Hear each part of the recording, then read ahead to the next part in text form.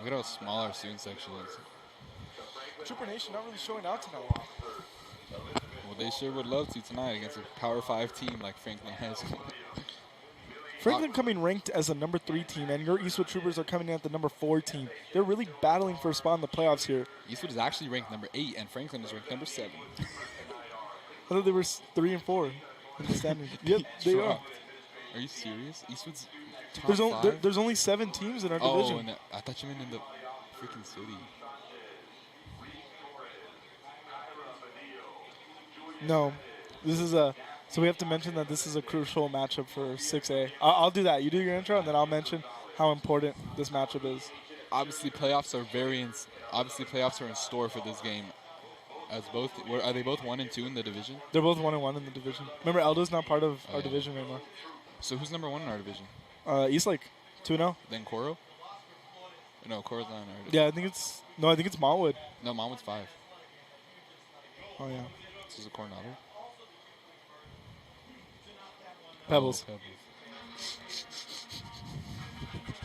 You smell that? It smells like game day.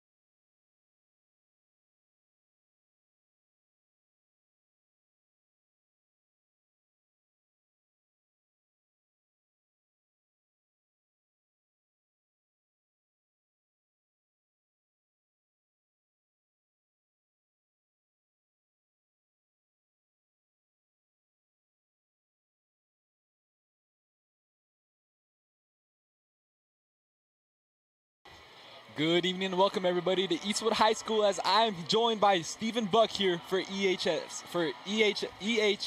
KEHS, and EPAN, excuse me. I'm Elijah Joseph, joined by Stephen Buck once again. Noah Salem is out because of swimming, but we are here today with Stephen Buck at the color. Good evening, ladies and gentlemen. We're here to watch the Troopers take on the Franklin Cougars in a crucial 6A matchup. Both of them sit at 1-1 in the district, at 3rd place for Franklin and 4th place for Eastwood. So to keep playoff hopes alive, they really need to pull out a win, both of these teams. Absolutely crucial Game for both these teams. Obviously, both 3-3, and we are here at Eastwood to see with the kickoff. When Franklin tried a short kick, it seemed, recovered by their defense. They went ahead and tried the onside there, and it seemed like they recovered it, but did it go all 10 yards? It doesn't seem like it, as Eastwood's offense takes the field, led by a new quarterback, number 18, Andre Sines. And we did see flashes of Andre last week towards the end of that Eastlake game. He threw 1 touchdown and had an interception, and he just showcased his arm strength in that game. A very promising start for him as we look to see how he's going to perform tonight. So Eastwood will start at the Franklin 47-yard line. First snap, Andre throws it. Wide open man, Aiden Manhart, take it up the field. A flag is thrown, but there is be a first down, it seems, for the Eastwood Troopers. I mean, that's exactly what you want to see from Andre. He doesn't exactly have to get a touchdown every play. You just want to see him settle in and get those short gains, which he didn't have a chance to do last week. As long as you keep incorporating Jaden in the run game and Chavita, you'll be fine today with Andre at quarterback. Absolutely. I mean, we see this young man's confidence as we see a throw like that already being made. Very high, very nice completion there. She is sure to complete more like that this entire remainder of the night if he keeps his head up. And there was holding on the Troopers at the spot of the catch, I think by the receiver, number 6, Caleb Flores. So that's going to take the Troopers back to 1st and 15. Pushing them back into the middle of the field where Andre will drop back. Throw it to his receiver, caught by Caleb Flores, fighting for yardage, and being brought down eventually at the 43-yard line in Franklin territory. See, and that's what you need to do. You just need to get yards, bring up a manageable second down. I mean, so far, 2 plays in, but he looks settled in. He definitely had a week to practice. Again, a contrast from what we saw last week. Absolutely. Along his running back there, Jaden Martinez, who he'll hand it off to on the 2nd and down, fighting for some yardage, looking to get around 1 yard there. So he'll be brought down at the 42-yard line there for the Eastwood Troopers, bringing up a 3rd and 5. That's a very manageable 3rd down. They're going to bring in Chavita. Double running backs on this play. We have not seen this many times this entire season, as we know that they love to have a single back formation there. However, with the new quarterback position, we'll see what new things Eastwood will want to try here for this 3rd and 5. And they try the read, and Andre's going to keep it. However, he will suffer some negative yardage there, bringing up a 4th down for the Eastwood Troopers. So first drive for the Troopers here tonight, resulting in a 3 and out. Yeah, I mean, not what you want to see. That last play, the read option, they just didn't have time to let it develop. And, I mean, Andre's got to hand that ball off or keep it. It seemed like he's hesitated a little bit, but brings up 4th down, and looks like they're going for it. 4th and 8 here. We know that this team loves to go for it on these 4th downs. See what head coach Julio Lopez will want to do here for this 4th and 8 at the 45-yard line. Andre drops back. He throws it. And no one there. However, there is a flag in the backfield. It's looking like a roughing the passer. Very late contact there on Andre, and that's going to give the Troopers a 1st down. See if you're right about that, what the referee has. And it will be a roughing the passer. Nice call there, Stephen Buck. Picking up a 1st down for the Eastwood Troopers and then some. Moving the chains, 1st down no matter what. Penalty or gain the yards, it's all good to get a 1st down. So Eastwood will take over at the 30-yard line, picking up 15 yards on the flag there. Obviously on the 4th and 8, that is another very reasonable thing to pick up there. Always take these flags. Now Andre drops back. Flushed it out. Intended for his man, Jude Walker, however, it is going to be incomplete. I mean, Andre and Jude Walker, even Jude Walker and the quarterback we saw last week, Ethan, they both have this connection. They've been playing football together since they were so young, and Jude Walker, no doubt, is going to get a lot of targets. Just on that play, didn't have a lot of separation. Great coverage there, of course, by number 12, Ramon Gonzalez there for the Franklin Cougars. Andre drops back. Gives it one-handed reception there from Jaden Martinez. However, he ultimately pick up 1 yard there on the play. Yeah, they tried the screen there on second down, and the blocks never just developed enough. Andre had pressure on him, didn't deliver exactly the best ball, but brings up a 3rd and 10, and let's see what they can do here. This Franklin defense has looked very good so far at the start of this game. Andre drops back. Throws it again for Jude Walker. Jude Walker making the man miss. Fighting for yardage, being brought down to the 20-yard line. See if it was enough to move the chains there for the Eastwood Troopers. And it's looking like it's going to be enough to move the chains. First down for the Troopers. Great stuff there. Once again, like you said, this connection for the quarterbacks and their number 4, Jude Walker, has looked very well this entire season. And they hand it off to Jaden Martinez. Martinez picking up 2 yards there on the play. And that's his first carry of the game, which is a little surprising. You know, they've been trusting Andre a lot, which is good for that quarterback. Getting some trust in and getting to settle in, especially since this is his first start. Absolutely, and with 3 minutes already being depleted from this first quarter, the Eastwood Troopers are here at the 18-yard line in Franklin territory. Alex Sanchez there with the reception, fighting for yardage, being brought down to the 10-yard line. Andre Sainz looking very consistent and confident in his throws. This is great stuff you want to see if you're an Eastwood fan. Exactly. He's making the smart throws. He's not going for the end zone every play. You know, he's just getting down the field and getting the Troopers in position to score. Absolutely, getting some very nice yardage every single time. This is a very nice thing from your quarterback here. Handing it off to Martinez. Being brought down, however, behind the 10-yard line. That is number 8 on the Franklin Cougars, Joseberto Rodani Guzman. Yeah, he tried to cut it outside, just didn't have a lot of room there on that play. He was fortunate to get back to the line of scrimmage, though. We've seen this entire night so far in this first drive that Jaden Martinez has not been able to get many yardage here due to this Franklin defensive line. However, Andre will draw back with the flag thrown. So it was a flag prior to the snap.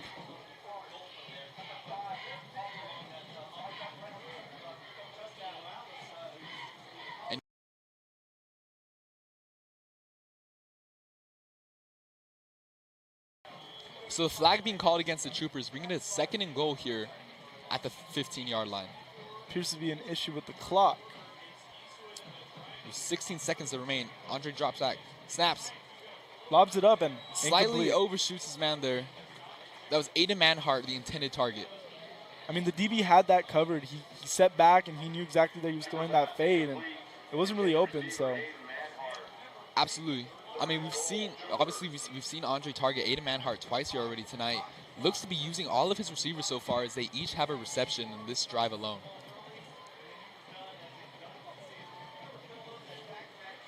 This brings up 3rd down for the Troopers.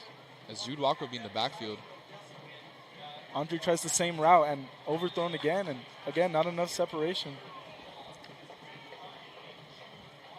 So special teams will come out, and it looks like they're going to try a field goal here for this 4th and goal. Coverage looking very good so far from the secondary on this drive alone. Yeah, the Franklin secondary has just been keeping their guys in front of them and not letting any separation happen. Obviously, that is some great stuff that you're going to want to see from a great defense like the Franklin Cougars.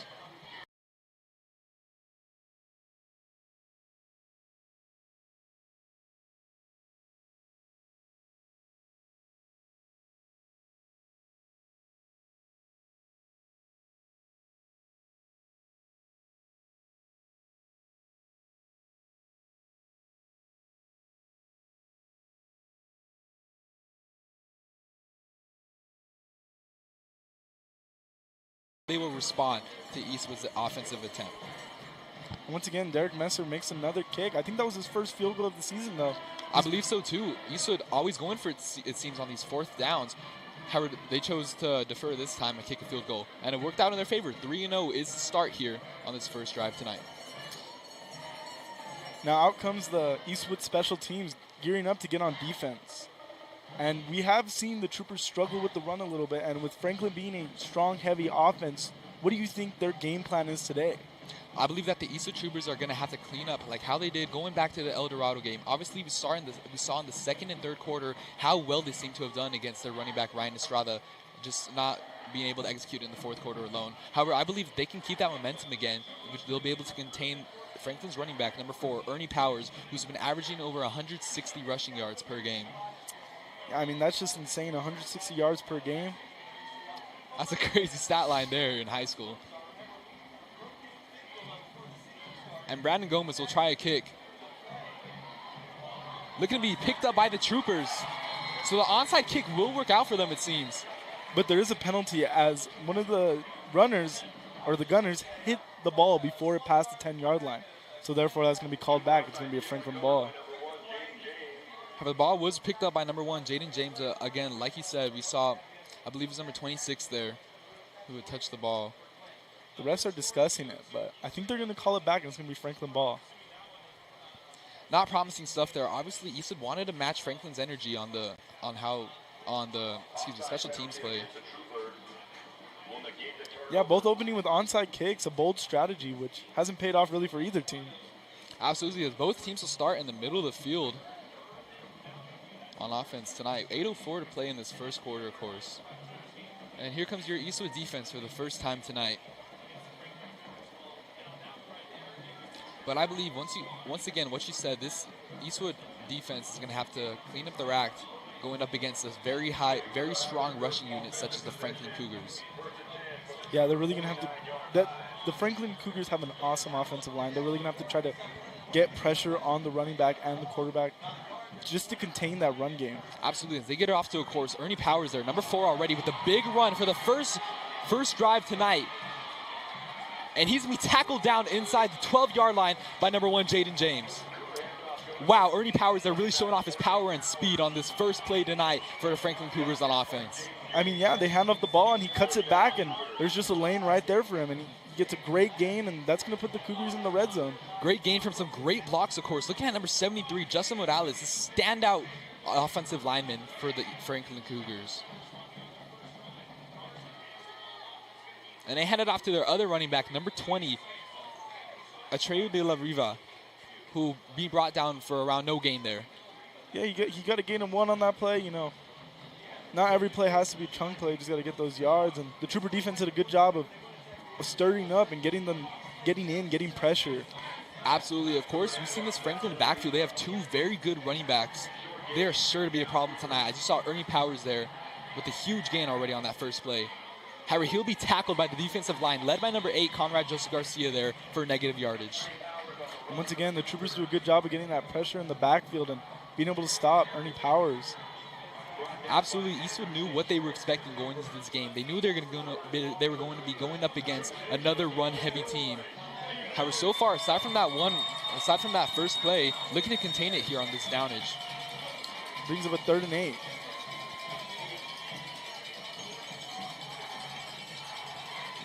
He'll be handed off to Powers once again. He's going to pick up what seems to be a first down there, tackled by number 7, Miguel Solis. He's going to bring up actually a 4th and 1. Wow. I mean, if you're Franklin, do you go for it? I believe so. You've seen what Ernie Powers has been able to do tonight. Aside from the negative tackle there a few plays ago, I believe that he can pick up his first down for the Franklin offense. Maybe not run him inside like they have done these past few attempts, as he looks to shine on the outside handoffs. Yeah, and the offense stays out there. They agreed with us. Let's see what they cook up here on 4th and 1. Number 5, Lucas Garza at the quarterback position. He's going to keep it himself. However, there will be a flag thrown. And that's a dead ball flag, so it's hopefully on the offense. Maybe a holding, which will push them back to a 4th and 6. It's looking like an offsides. And it will be, like you said. And they'll bring out the special teams unit. So both teams on their first drive will attempt a field goal. Obviously, defenses have held them to only a field goal tonight. Both teams looking to do very well so far for the remainder of this game. Kick is up. Little short, however, it is good. Number 40 there, Juan Pablo Soto, JP on the. It was actually not good. It went wide left. Well, excuse me, ladies and gentlemen. JP's kick is not good. So Eastwood will have the lead with 3-0 here with 5:55 to play in this first quarter. I mean, good job by the Eastwood defense for holding up on the goal line, and then the offsides penalty, of course, set the Cougars back, leading to a field goal attempt that just wasn't good. Now that brings up the Trooper offense again, and let's see what Andre could do in his second drive. Obviously, he's new to this situation as he is at the 10-yard line, backed up in his own territory. See how he'll perform here under this pressure. Obviously, the first drive started off at the 50-yard line. However, they look to be moved up to the 20.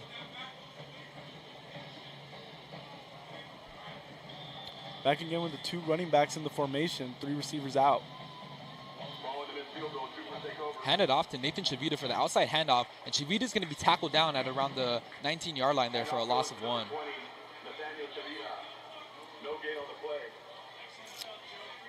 So Eastwood looking to copy what Franklin is doing tonight with the split running back formation. See how that's going to play out in their favor, as it seems they don't want to be passing the ball too much if they have the 2 running backs out there. Yeah, and they tried the read again on that last play, and once again it didn't work. However, Andre will drop back. He's going to air it out. Slightly overshot his man, number 6, Caleb Flores. Yeah, and Andre threw that ball a little ahead, and if you notice, Caleb did trip up a little bit around the 40. You know, it was a good play, just fell short. Looked to be a beautiful ball there, just a little bit of contact from the cornerback. That's going to go ahead and bring up a 3rd and 11 deep in Trooper territory. Obviously going to have to punt if they don't pick this one up. Well, Andre drops back. His running back to block. Slightly overshoots his man, number 88, Alex Sanchez, just slightly out of his reach. And that's going to bring up 4th and 11, and out comes the punt team. Not exactly what you want to see after a defensive stand like that. However, we'll see if defense can make another great stop here as the special teams take the field. Brandon Gomez out there to punt.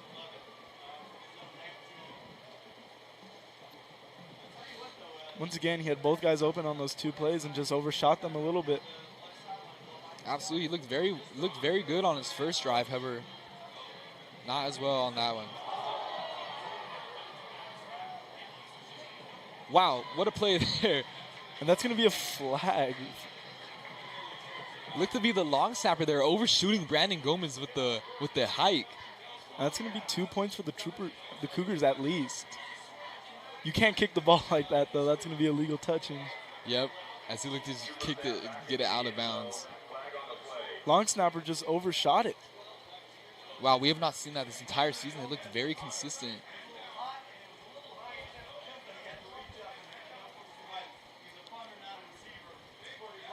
Refs discussing the penalty on the field.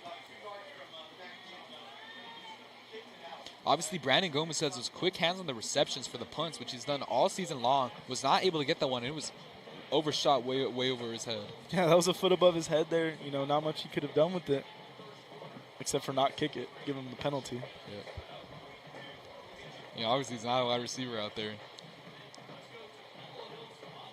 Refs coming out with the decision.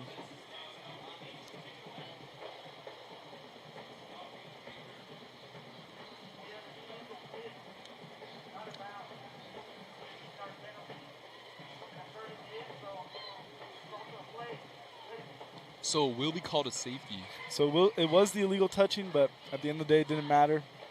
So I was going to bring out the Eastwood kicking team to give the Franklin Cougars the ball again. So Franklin getting their first points tonight. Wasn't able to make the field goal. However, they did get a safety there from the scuffed punt.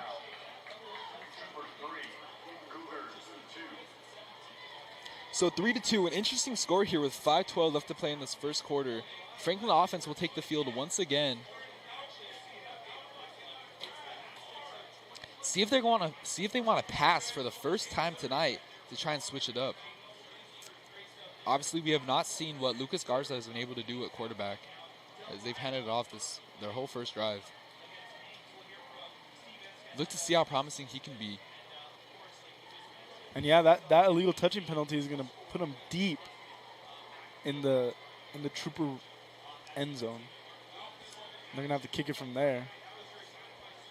Wow, ball's going to be placed all the way back towards their red zone position. So it looks like Franklin's going to be set up with great field position here. They will either way, as the receivers are already back there around the 40 and 30-yard line in Franklin territory. However, we know that Derek Messer does have quite the leg. See how far he can boot it tonight. They're going to need him to boot it here. Absolutely. Messer with the kick.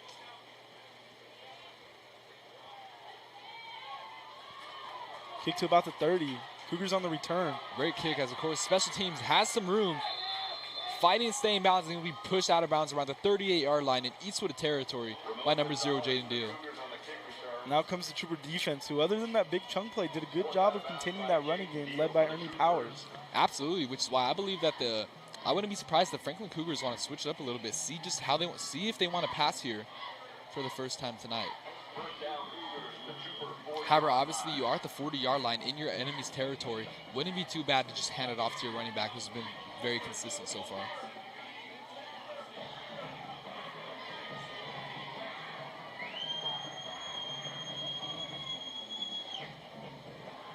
And that's what they'll do, hand it off to Ernie Powers, fighting up the middle to get some yardage.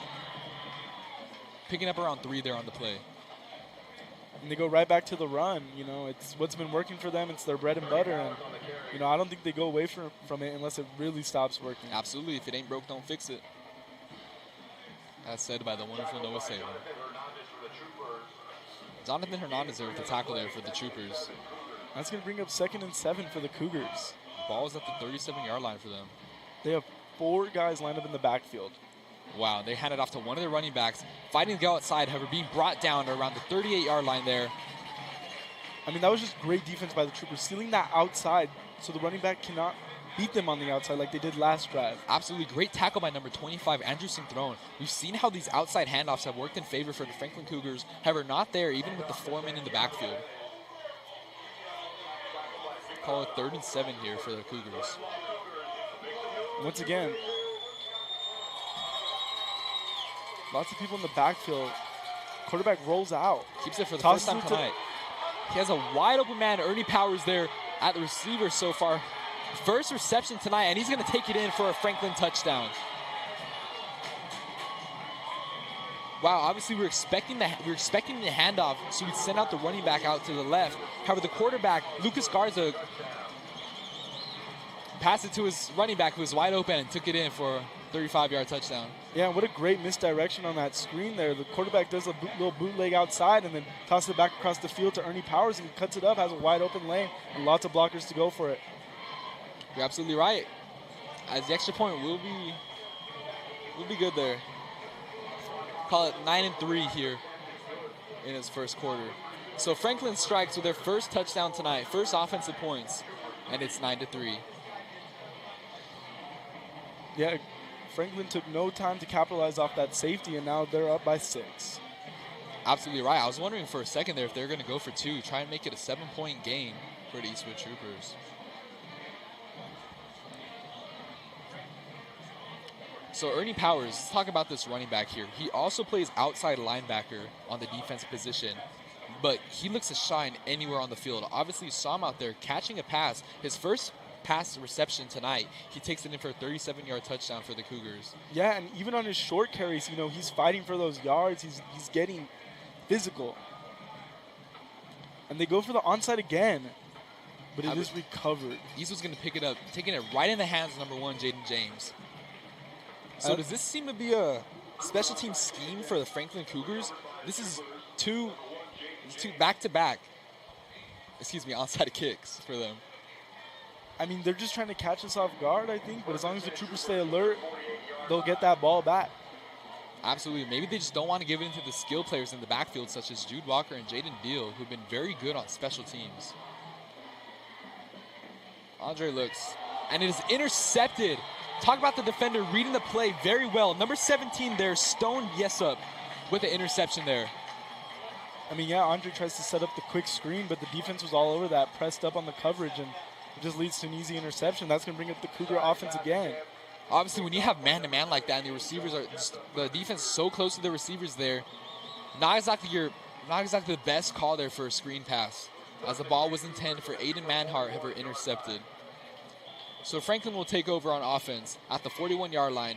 Very similar territory to where they just were right before they scored a touchdown.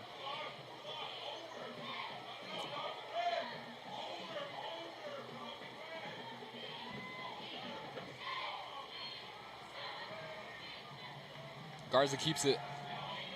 Lobs it up and slightly overthrown. He had number 9. Santiago Perez there, who's the intended receiver. So Garza will be 1 for 2 so far on completions tonight. Just slightly overshot him, and once again, you know, DBs gets a little bit of contact and it messes up the quarterback's timing. Absolutely right, so I guarantee they hand it off here.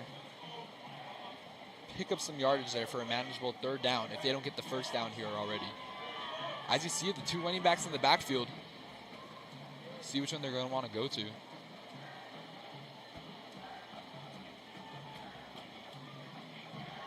And they hand off to their fast running back, number 20 there. Atreu de la Riva there, picking up a 1st down and more for the Franklin offense. There is a flag on the play, and it looks like they're bringing it back. Possibly a holding on this play. That worked very well in favor for the Troopers there. And it is going to be a holding right at the line of the scrimmage, so that's going to push them back in 10 yards, bringing up 2nd and 20. Don't see many penalties like that against number 73, Justin Morales, who was a standout tackle there for the Cougars. Division I offers already at the junior year level. So 2nd and 20 here for the Franklin offense. They're back to the single back formation with the 3 receivers out to the left and 1 at the right. They're going to hand it off, another outside handoff there to Ernie Powers. He's going to pick up a lot of yards there, making it a manageable 3rd and call it 9. Yeah, and those receivers really laid good blocks for him, and you know, Jaden Deal's trying to steal the outside, and he just cuts it in and gets a good amount of yards, bringing up 3rd and 10. Absolutely, 3rd and 10 here, ball at the 41-yard line for the Franklin offense.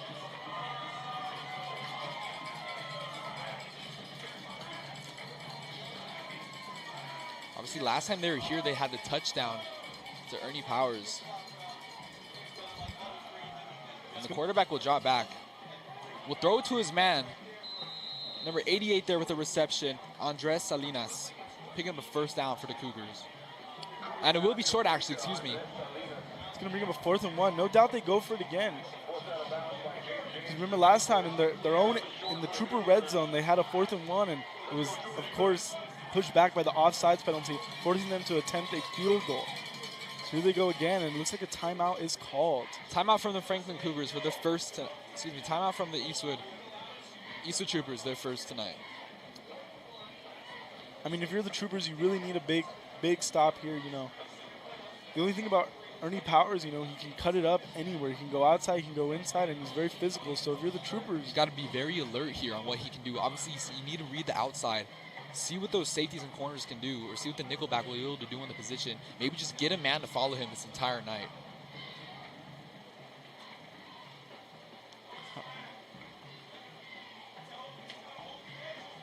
Or are they going to want to take it up the field with Ernie Powers? Obviously trusting his offensive line. Pick up a 1st down, it seems. I think more than likely, Franklin Cougars are probably going to run it here with their running back, Ernie Powers. But, you know, you can never really know because they did have that screen for the touchdown last play, which threw the Troopers off as well. Absolutely, that's exactly where Eastwood's going to have to be very alert tonight.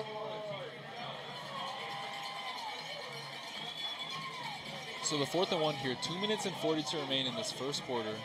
See if Franklin can increase their lead against Eastwood defense. So what are your playmakers that the defensive line have to do on this 4th and 1? I mean, yeah, if you're the defensive tackles, you know, John and Aiden, you got to make sure to get in, get that pressure. And if you're Conrad and Vic, you got to make sure to contain that outside and not let the running back bounce out. Absolutely seal it. Talk about the secondary, too. Maybe keep some men short.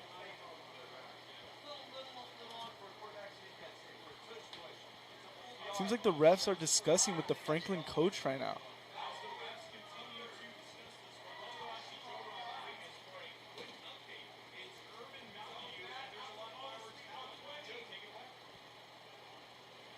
Wondering what the deal is with the head coach over there.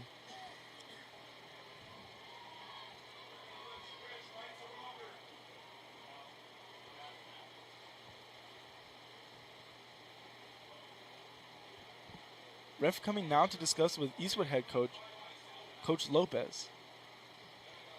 Maybe it's on the ball placements. Maybe the Franklin head coach thought they had a first down there. Seeing what it is exactly.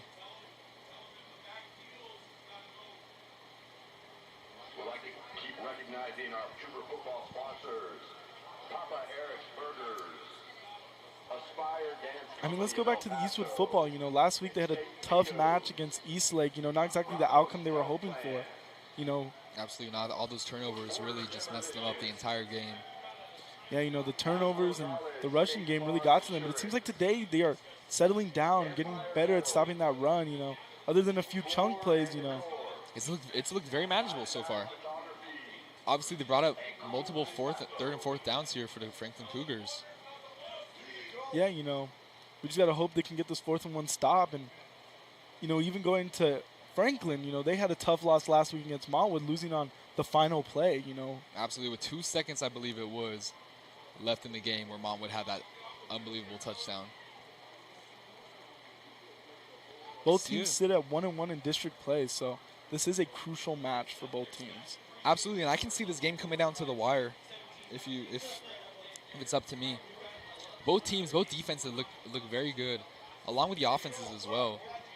Really seeing a way to cancel each other out.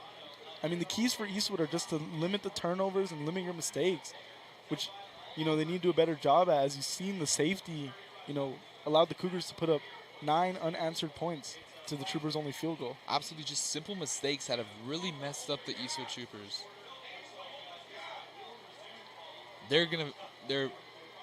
He's very certain that they're gonna have to clean up their act here in this game if they want to win, and if they want to continue to play well the remainder of the season.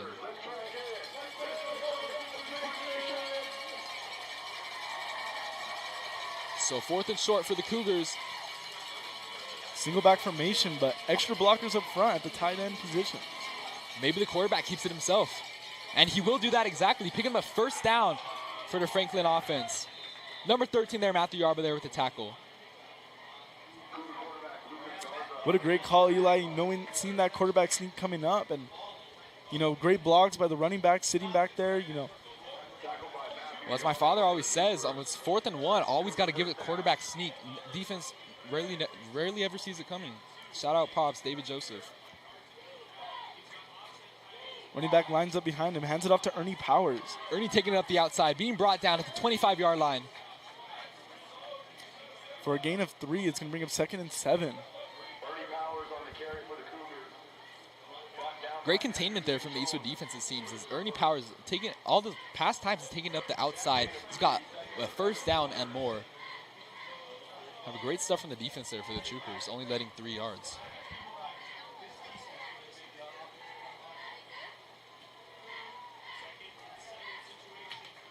Handing off to Powers once again, taking up the inside, being brought down at the 20-yard line. It's going to be a 3rd and short here for them.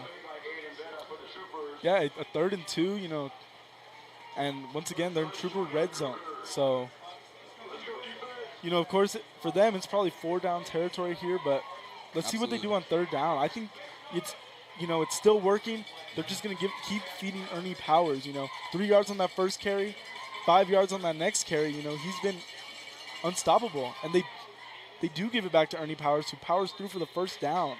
Absolutely just a hard runner there, taking up to the 15-yard line there for the Franklin Cougars. He is not afraid of this contact at all. As we saw this last week with the Eastlake running back, just these very hard-running running backs who aren't afraid of contact at all, breaking through multiple tackles and picking up a lot of yardage there on their runs.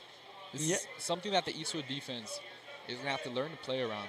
Not to mention that O-line, you know, keeping the trenches clear, you know, letting the running back get to the secondary. Absolutely. And Atreyu will take it up for the yardage there. Obviously, we've seen the split backfield working out very well this entire night, picking up a 2nd and 6. With the clock winding down at 30 seconds to remain, see if they can get a playoff right before the end of this first quarter.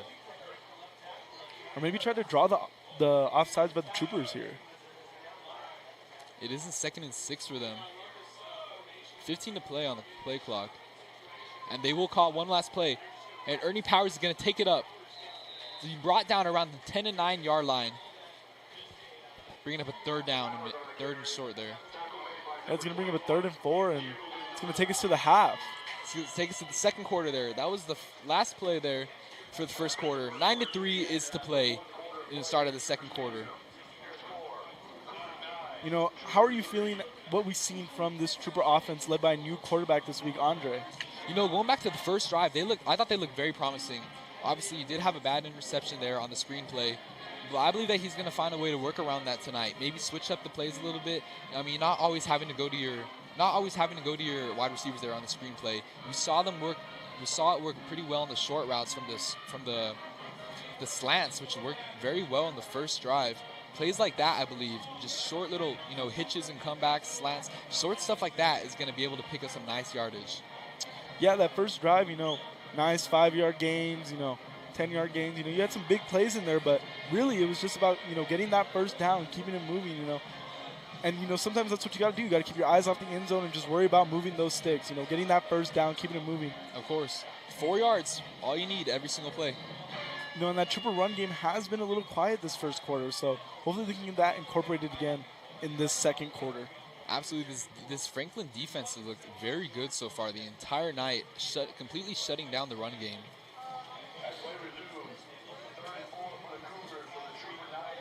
3rd and 4 here for the Cougars. Yeah, this is most likely 4-down territory for the Cougars, as we saw them miss the field goal earlier at the 4th and 5. And we've seen how they've been playing. They want to be aggressive. I say there's... Quarterback rolls out, throws to the end zone. Wide open man there.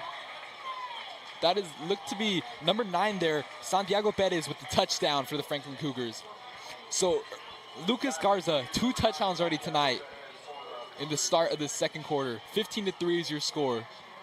I mean, that was just a great play call and great blocking by the O-line. He had time to roll out. He had no pressure on him. Gave his receiver time to get open and fired a laser into the end zone. And that's going to give your score 15-3 pending the extra point. Obviously, you saw the quarterback. His whole right side had plenty of room to run, which I believe is what threw off the defense a little bit, bringing them up a little closer, leaving the wide open man in the backfield. In the back of the end zone. The extra point is good. That's going to be the score. The Franklin Cougars 16 and your Eastwood Troopers 3. So obviously Eastwood here, you're going to have to get some points up on the board. Definitely have to get a touchdown here and see what your defense can do to take the lead. How are you feeling about this Eastwood offense tonight so far in the start of the second quarter? The Eastwood offense, they just need to incorporate that run game more and limit the mistakes. We can't have as many turnovers as Eastlake did as they did at Eastlake last week. You're absolutely right. Obviously, the turnovers have just been the bane of Eastwood this entire season long. Bringing out a new quarterback, of course, with Andre Saenz. It does look very promising for them as he's looked very well aside from that interception. Yeah, I mean, the first drive he looked real well, and then the second drive he goes out there and, he struggles finding the spot a little bit as he's still setting in, and then, second drive comes up, second play, and he throws that pick on the screen. Absolutely. If they do the onside kick again, but... Great recovery there from the defender, from the Eastwood player. He goes up for the early grab instead of letting it travel the 10 yards. So Robert Ramirez there with the great reception there. Obviously left his hands for a second. Great stuff from there, able to pick it up once again. Yeah, just a great job being able to recover that football and letting your offense get back out there. Of course, I believe we've seen what Franklin does here. They're getting the offense to start at the midfield because they trust their defense so much. Caleb Float is there with the reception. Called around 4 yards there on the play. That was a good 6-yard completion there by Andre. See, they're back to the short completions, letting him settle in, letting him, this is his first game starting varsity, and even last year he did not start many games JV. However, he does look very promising as he sees the defense. He's going to run out, overshooting his man, Jude Walker. Great coverage there, however, by number 12, Ramon Gonzalez. Yeah, they've been doing a good job keeping these triple receivers covered, not allowing a lot of separation. Andre did a good job there rolling out of the pocket and buying himself more time. You just got a question. Maybe you should have just taken it upfield and taken a few yards there. absolutely just thinking of that. I mean, he said it looked to have, when he just rolled out, he had plenty of room there to his right side. I absolutely thought he was going to take it up for a first down and maybe more. However, they hand it off to Jaden Martinez. And Jaden's going to pick up an Eastwood Troopers first down there. Good start here for this run game, which is looking to find its way back into the game. Yeah, good job getting that running game back into it. A good 5-yard carry is really all you need, not having to rely on this quarterback making his first start today. Absolutely great way to incorporate it there. As Andre's going to drop back, he's fire a laser to Jude Walker there at the 30-yard line. Great completion there for him. Yeah, he did not have a lot of time to get that ball off as there was multiple DBs around him, but he found that perfect window to get that ball to Jude Walker, finally get him involved in this game. Absolutely. See all the strong hands there as the tackles were made right after he made the reception. Bring the ball up to the 30-yard line for 2nd and 3.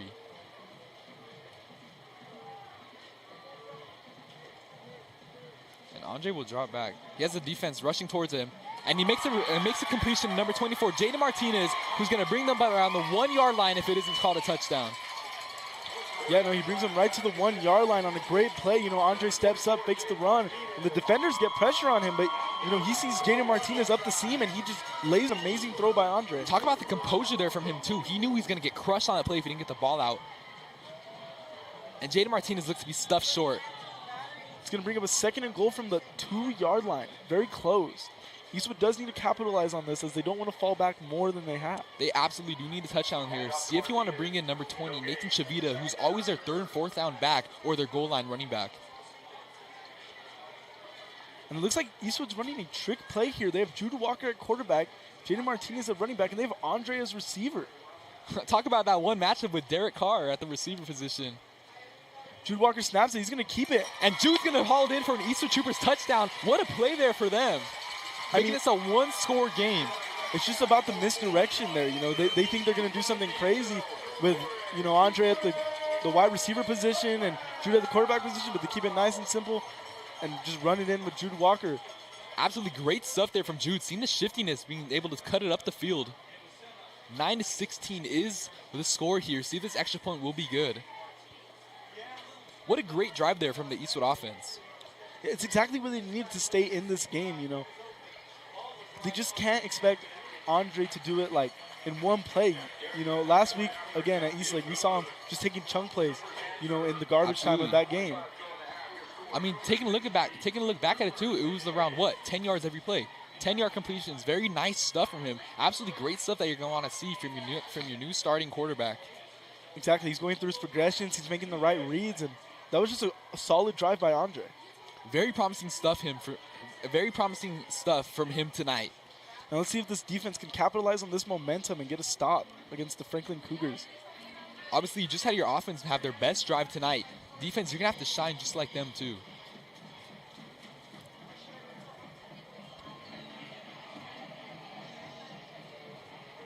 Does Eastwood try to match Franklin's energy and go for the onside kick, or do you think they just boot it to the end zone?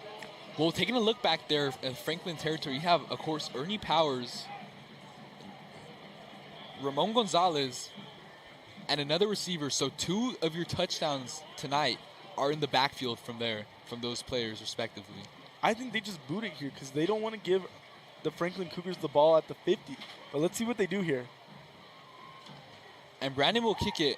And Derek Messer squibs it to number 23, Daniel Holguin III, as he takes it up to the 35. Wow, very nice hard run from him as he's going to bring it up to the 35-yard line there. Daniel Holguin, again, like you said.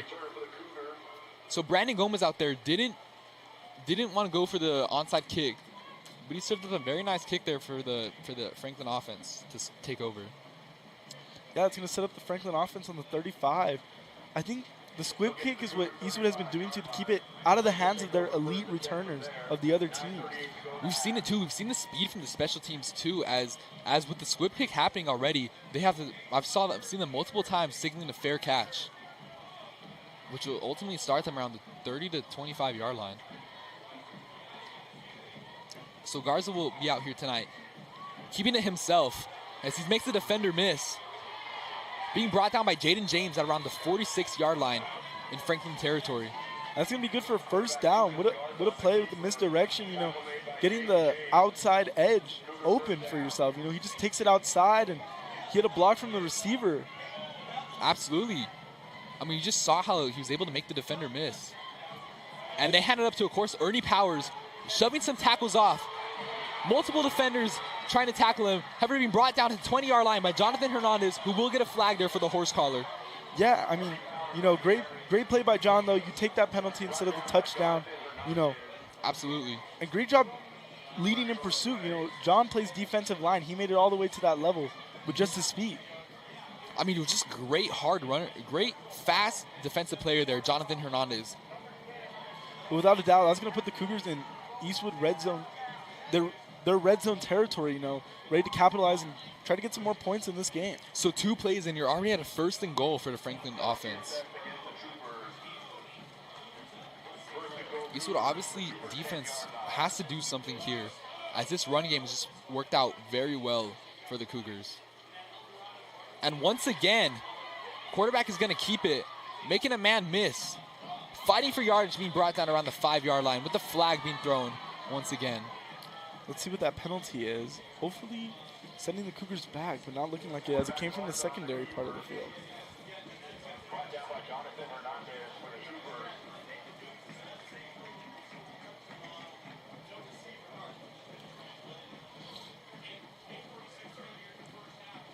Jonathan Hernandez once again with a tackle there. 8:46 to play. 16-10 is your score.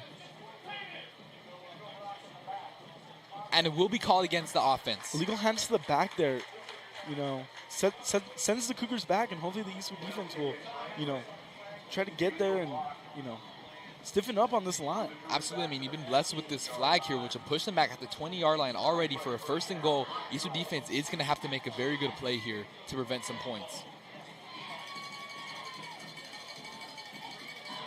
They hand it off to Ernie Powers, who has loads of room on the outside, shoving a tackle off and being brought down outside at the 10-yard line. I mean, that's I think they ran the same play 3 plays in a row, that little option, whether the quarterback keeps it or not, and we've seen what happens. The quarterback kept it, he gets plenty of yards. Ernie Powers kept it, and there was a penalty, but he still got plenty of yards, and then they run it again, hand it off to Ernie Powers again, and he goes up and gets a solid 7 yards on that play. Ernie Powers getting all of the yardage back from the flag on that one play alone, bringing it 2nd and goal at the 10-yard line. We see the two split backfield with the 2 running backs. This run game has just been unstoppable for the Cougars tonight. See, cuts it up the middle, unable to be tackled, reaches in, and they're going to score. That's going to be a touchdown for the Franklin Cougars. Atreo de la Riva there with the touchdown for them. Both running backs here have a touchdown so far tonight. I mean, yeah, just a physical run, you know, not wanting to be brought down, reaches across the goal line and gets that touchdown. 22-10 is your score, pending the extra point. Now, we've talked about this run game the entire night. However, this is their first rushing touchdown so far. Obviously, we've seen the 2 touchdowns from the quarterback. Lucas Garza threw it to, of course, Ernie Powers and Ramon Gonzalez earlier in the 1st quarter. That kick is good, flying into the Eastwood band. 23-10 is the score here. Eastwood down 2 touchdowns now. It's going to take 14 to give them the lead with 7:54 to play in the 2nd quarter. Obviously, we've seen Eastwood shine in the 2nd quarter, where their defense looks to do very well, and offense as well. However, they're going to need that to play in their favor so far, as they're down 13 points. Yeah, I mean, we just need the offense to get back out there and do their job and not worry about the defense. You know, that's what they always say on the team, you know, just worry about your job, worry about your job. Because if you're worrying about the defense, you may not execute as well offense as vice versa. Absolutely. I mean, we have heard many people say the best defense is a good offense, vice versa. However, I believe both offense and defense are going to have to play very well so far. Both offense and defense are going to have to play very well in order to crack out a win. Yeah, the offense is just going to have to get out there and do what they do best and drive that ball down the field and get this game within reach again. See the way the special teams is lined up. Or are they going to go for another onside kick? They do. However, Robert Armidas is there in territory.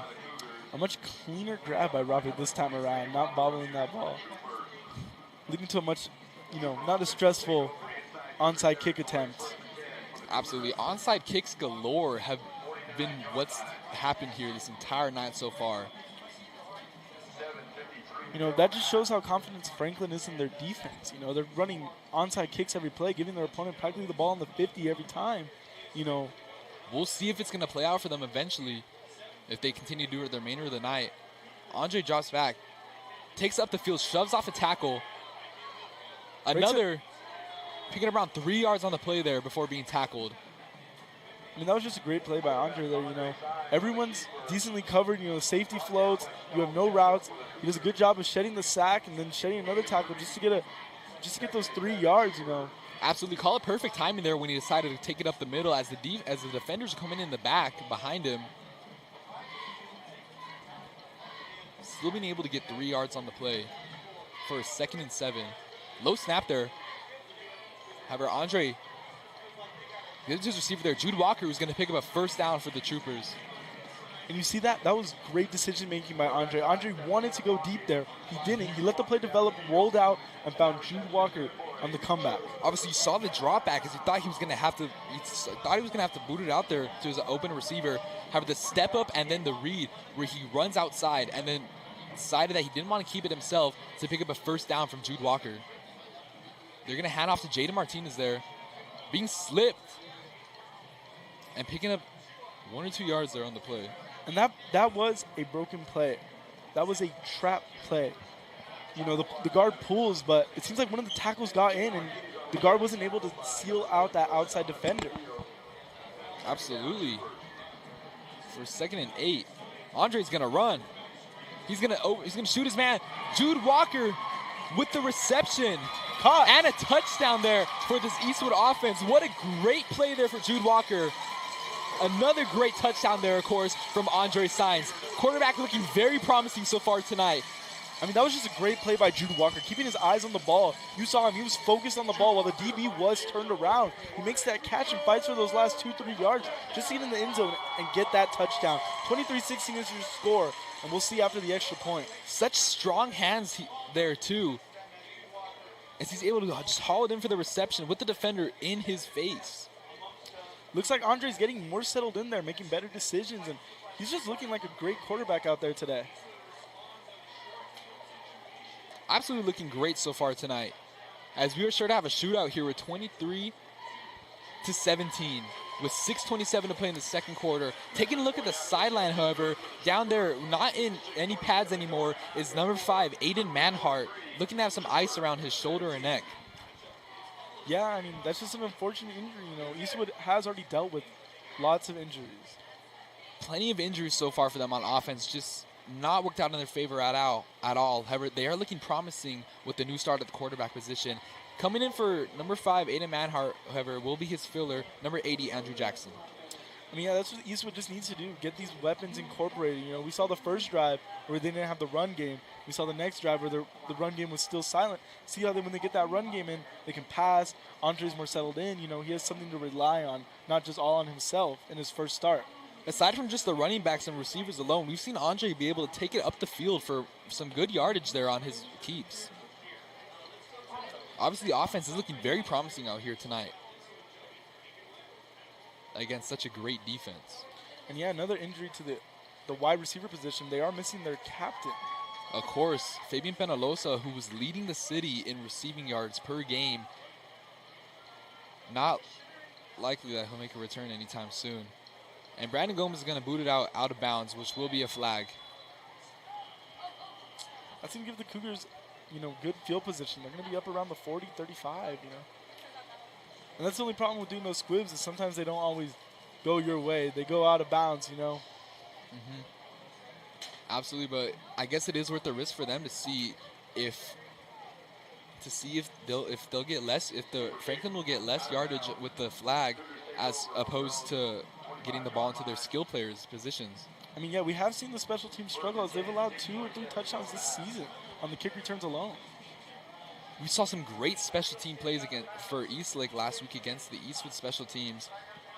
Absolutely something that they hope to clean up here as they're trailing 6 in the second quarter.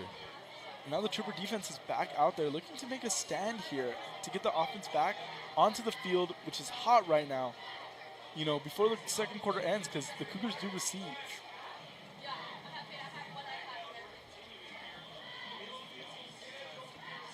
Defense definitely having to make a stop soon, especially with what you said, Franklin coming out in the second half with the ball. which could just increase their lead even more. However, the defense can do great there. Stuff the quarterback, who decided to keep the ball, picked up around 3 yards there on the play.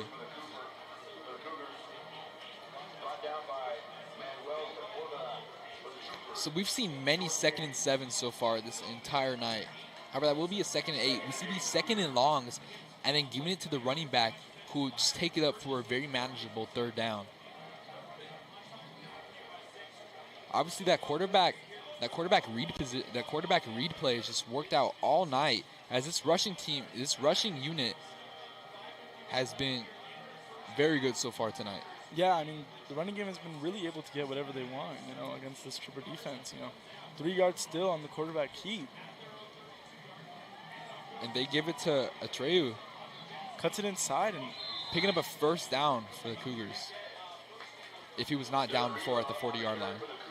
No, but that's going to be a 1st down for the Cougars. Yep, enough to move the chains. Keeping this drive alive.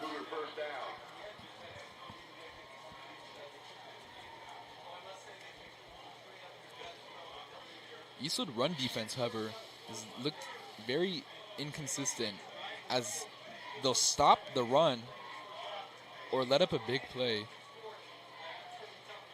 or let up a little short gain there. As they got a new running back out there.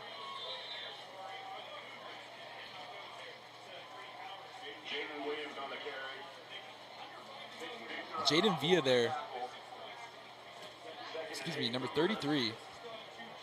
Jalen Williams there, your 3rd string running back, fighting for some yardage there on the 2nd down. Picking up 2, it seems, so it's going to be a 2nd and 8 ball at the 43-yard line. 17 seconds left on the play clock.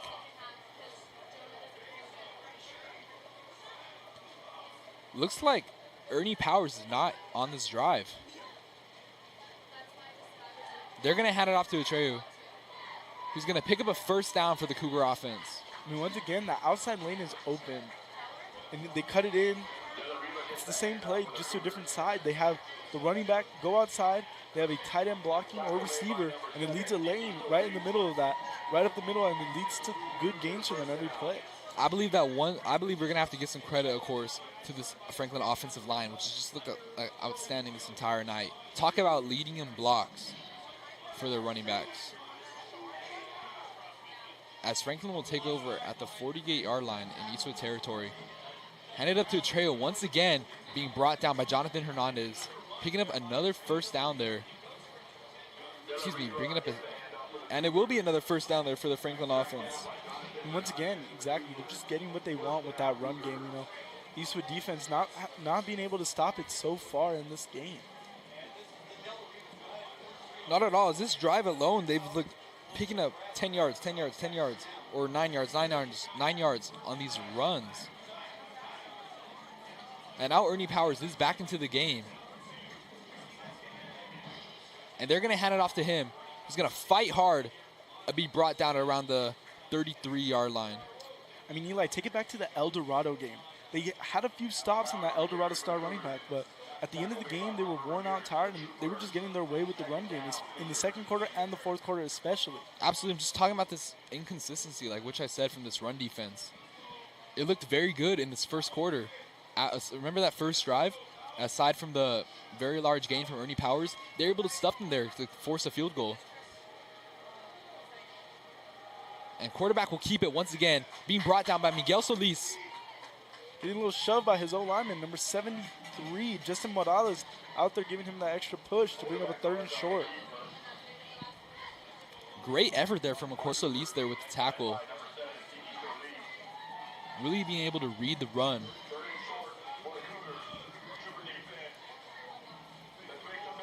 It's going to bring up a 3rd and short here, which is still no doubt 4-down territory for the Franklin Cougars. Absolutely. I mean, no doubt that they aren't going to just run it up the middle or cut it outside. Both ways just worked outstandingly well for them the entire night. And they cut it outside. However, Ernie Powers looking to be stuffed. Looks like he might be stuffed short there by number 21, Diego Mendoza, with the tackle. And no, it's going to be good for the 1st. I mean, that lean forward at the end of the play by Ernie Powers is just what's going to get him that 1st down in such a short yardage situation.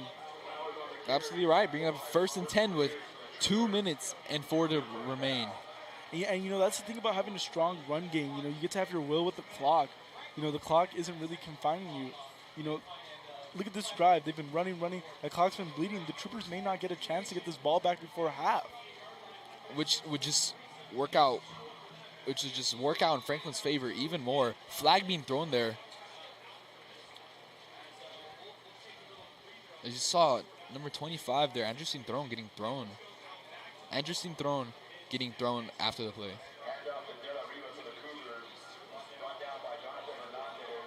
Refs discussing the penalty here.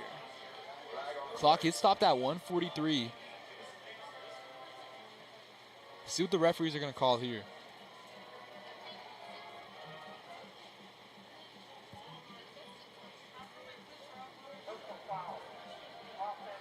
And it will be a personal foul called against the offense. So that'll be a little bit of light in this Eastwood territory for the Eastwood Troopers. Making it going to be a second or a first and long here for the Cougars. If you're the Cougars, do you go back to the run game, or do you try to throw them off with that passing game, which has been sneaky good in this game? 2 touchdowns have come from that passing game alone, a screen and a little bootleg. Absolutely. I mean, for first and 21 here, I believe you got to stick to a run, as it is not a third down or anything. Maybe see what the outside will be able to do, as you see the 4 receivers lined up outside there. 3 on the right, 1 on the left.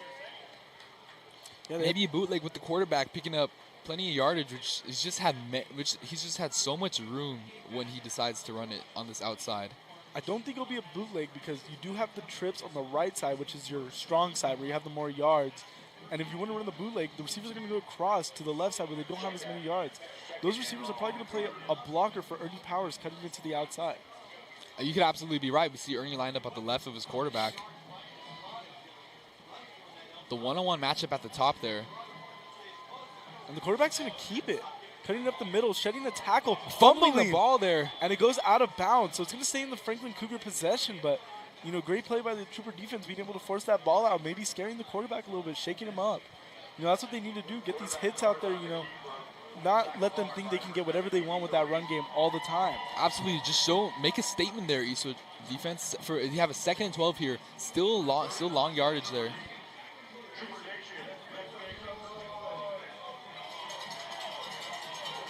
So it is going to be a 3rd and 12 called.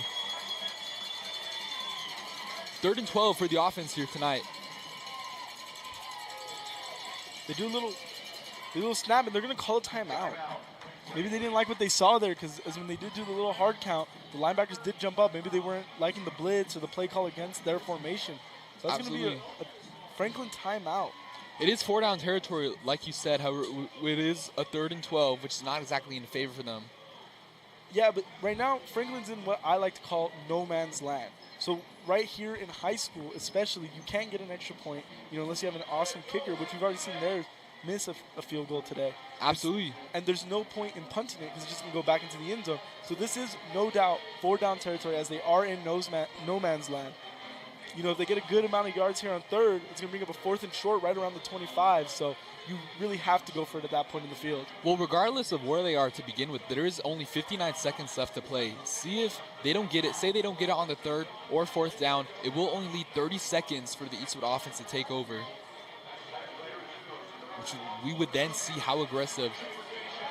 If Franklin's thinking this is 4-down territory, they are going to run on this play just to bleed some of that clock off, not to give Eastwood too much of a chance. And it's not. He's going to, and it is a run play, and they cut it short. It's going to bring up 4th and 10. Great stuff there from the defense. It's be number 23, Robert Ramirez there with the tackle. And Eastwood calls a timeout, trying to save some of that clock for maybe a last-minute drive. So we'll bring up a 4th and long there. Anderson thrown there with the tackle. But taking a break from football, looks like somebody owes me a Wendy's 4-for-4, Stephen Buck. The Dodgers just couldn't. The Dodgers pulled through, which, I didn't count on. I guess I wrote them out. Absolutely. Good stuff, LA. 2-0 against the Padres, as the LA Dodgers will advance. Face the Mets in the NLCS. And there's going to be a penalty on the play. And it will be against Franklin, pushing them back even further. But it is bringing up 3rd down again.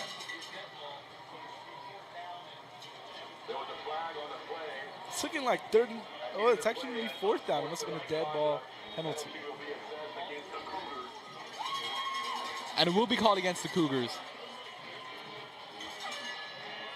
Ball looks to be pushed at the 43-yard line there in Eastwood territory. So it's going to be, regardless of a 3rd and 4th down, it's going to be very long. 4th and 25 for this Franklin offense. What do you want to do here? Looks like they're bringing out the punt team. I'm telling you, that penalty pushes them out of no man's land.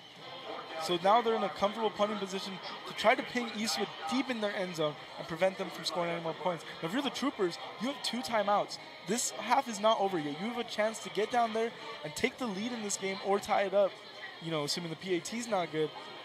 But they have a chance to take this lead. Absolutely. We've seen Jude Walker, of course, on these special teams plays, taking up the field for some points when it matters the most. It would really work in the favor for the Troopers if he can get a run like that once again. Yeah, and if you're the Troopers, you know, you want the ball in the hands of your weapons, you know. You want Andre out there slinging it to Jude and all the receivers, and you want Jaden Martinez to be carrying that ball, although that may not be an option with the time left in the quarter. Absolutely going to have to throw it regardless of where you take the field here. But still, as we saw earlier, Jaden Martinez is a threat in the passing game, as we saw him catch that seam for the touchdown. You're absolutely right. Jaden Martinez is always looking to do these seams or these little out routes where he's always going to be open if Andre's receivers fail to get open. It's just a great versatile back for the Eastwood offense. And it looks like the refs are discussing with Coach Lopez.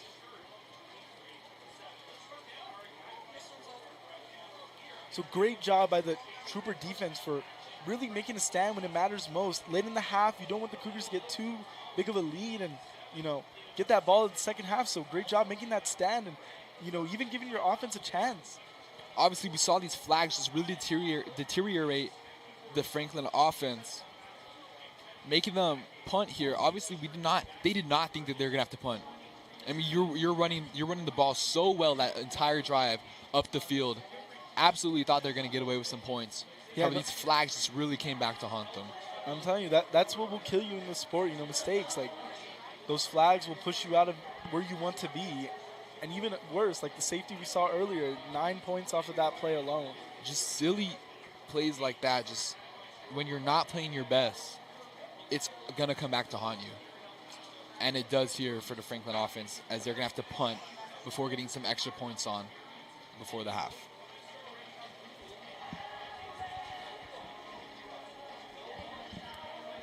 We're still waiting for this play to get on. Head official looking like he's coming out to announce something.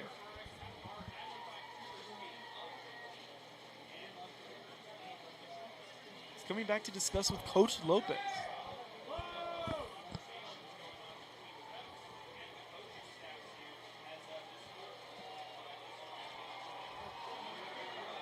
And another referee coming in to discuss. Julio Lopez looking pretty mad there. I mean, what an amazing first half from Andre. You know, you have him thrusted into this role of quarterback one when really, you know, he was the 3rd quarterback on the string, and, you know, he's really just handled the offense with, you know, just that command that you need from a quarterback. Well, we absolutely know that the talent is there for him. Talk about just these lucky, very good genetics. Going from Ethan Camacho to Andre Saenz, talk about a height difference there. Yeah, and as both have great arm strength, you know. They're both great quarterbacks, but Andre's taken the reins here today, and he's handled them well. Absolutely. I mean, just you want what you can't have, and I mean, it's going to work out in your favor. As Andre Saenz has looked very, very good in this first half alone. 2 touchdowns already. Yeah, I mean, 2 amazing touchdowns on 2 great throws. You know, you had the seam to Jaden, and you had... Okay, 1 touchdown from him, excuse me. You had the touchdown to Jude, and then the touchdown to Jaden Martinez. 2 great touchdowns by Andre.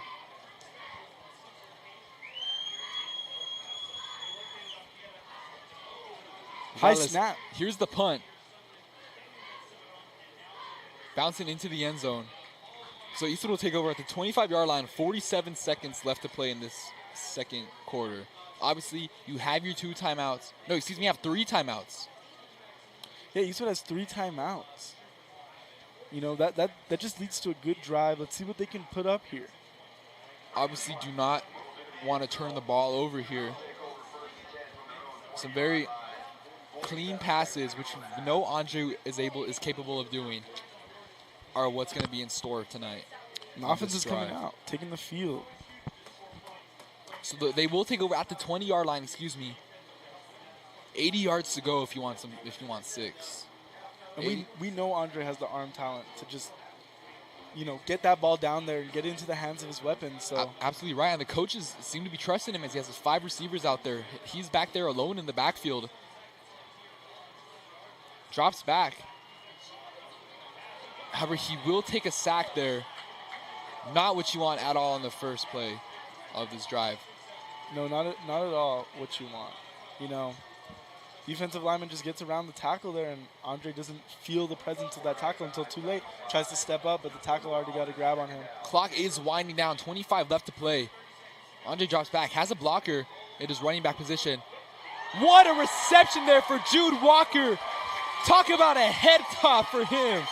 I mean, the ball just bounces off the defender's head and lands right into his hands. What a fortunate bounce, and great job not giving up on that play, keeping your eye on the ball and getting that ball secured. Great stuff. However, the clock is winding down, and it will be stopped where they're going to take their first time out. Looked like the ref will move it up. It's around 11 seconds left to play.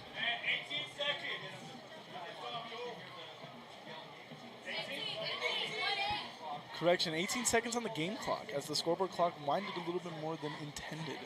So that's going to bring up a 1st and 10 on the 45 with 18 seconds left and 2 timeouts. Just a great play right there for the Eastwood Troopers. Really going to need some more stuff like that on this drive with 18 seconds left to play. See if your other receivers can step up just as well as Jude Walker. And without a doubt, Franklin's going to be expecting that. They're going to be playing the contained coverage. They're going to be 3 men deep, you know, not trying to let anything get over their heads. Absolutely.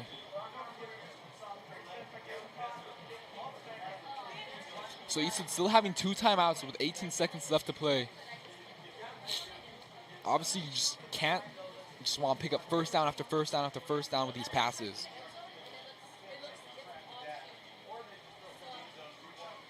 As the Eastwood Trooper offense takes the field again. So the clock will say 15 seconds. You have Chavita out there to block at the running back position. See if you can trust. You got to trust your 4 receivers. Franklin only rushing 3. And Andre fires a laser to Alex Sanchez. However, he's not able to haul it in. Alex Sanchez wide open, a great chunk play that you needed, and you have your timeouts. That would have set you up in prime position to take a shot for the end zone. Man, that is just a ball that you absolutely have to catch, especially with 10 seconds left. You got to make it. You got to make that reception. I mean, he did a great job on that post, getting open, you know, shaking that DB. He even had more room to run if he wanted to. He would have absolutely taken it up to around the 20-yard line or so. Just very unfortunate.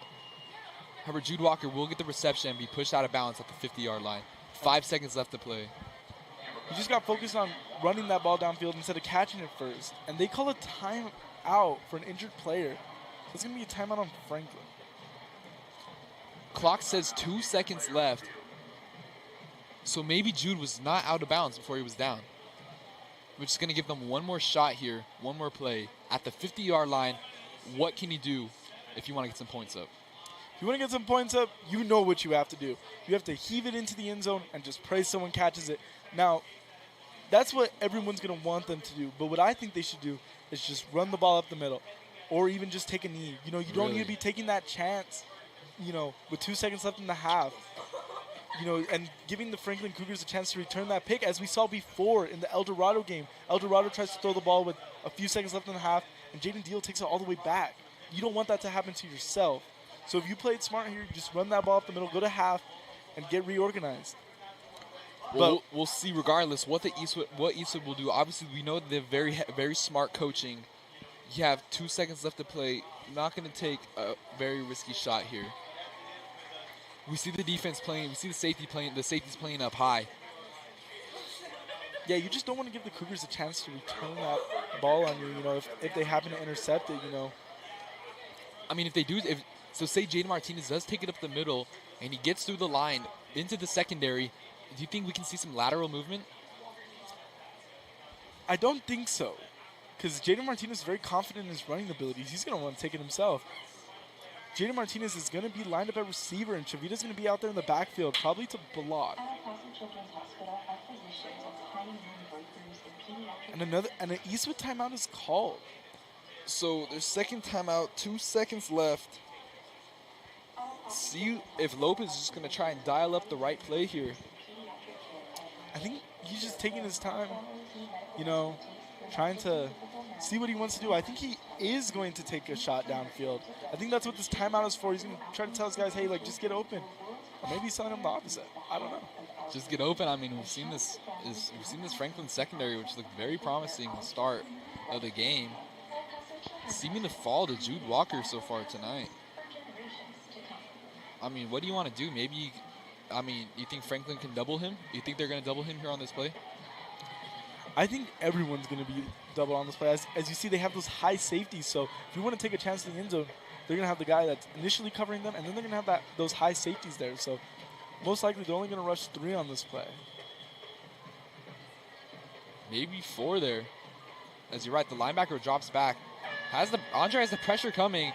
He's going to sack and fumble the ball, which will push them out of bounds for the last play before the second half. However, there is a little bit of contact seen from the players, calling some flags there before the second half, right before the start, or right before halftime, excuse me.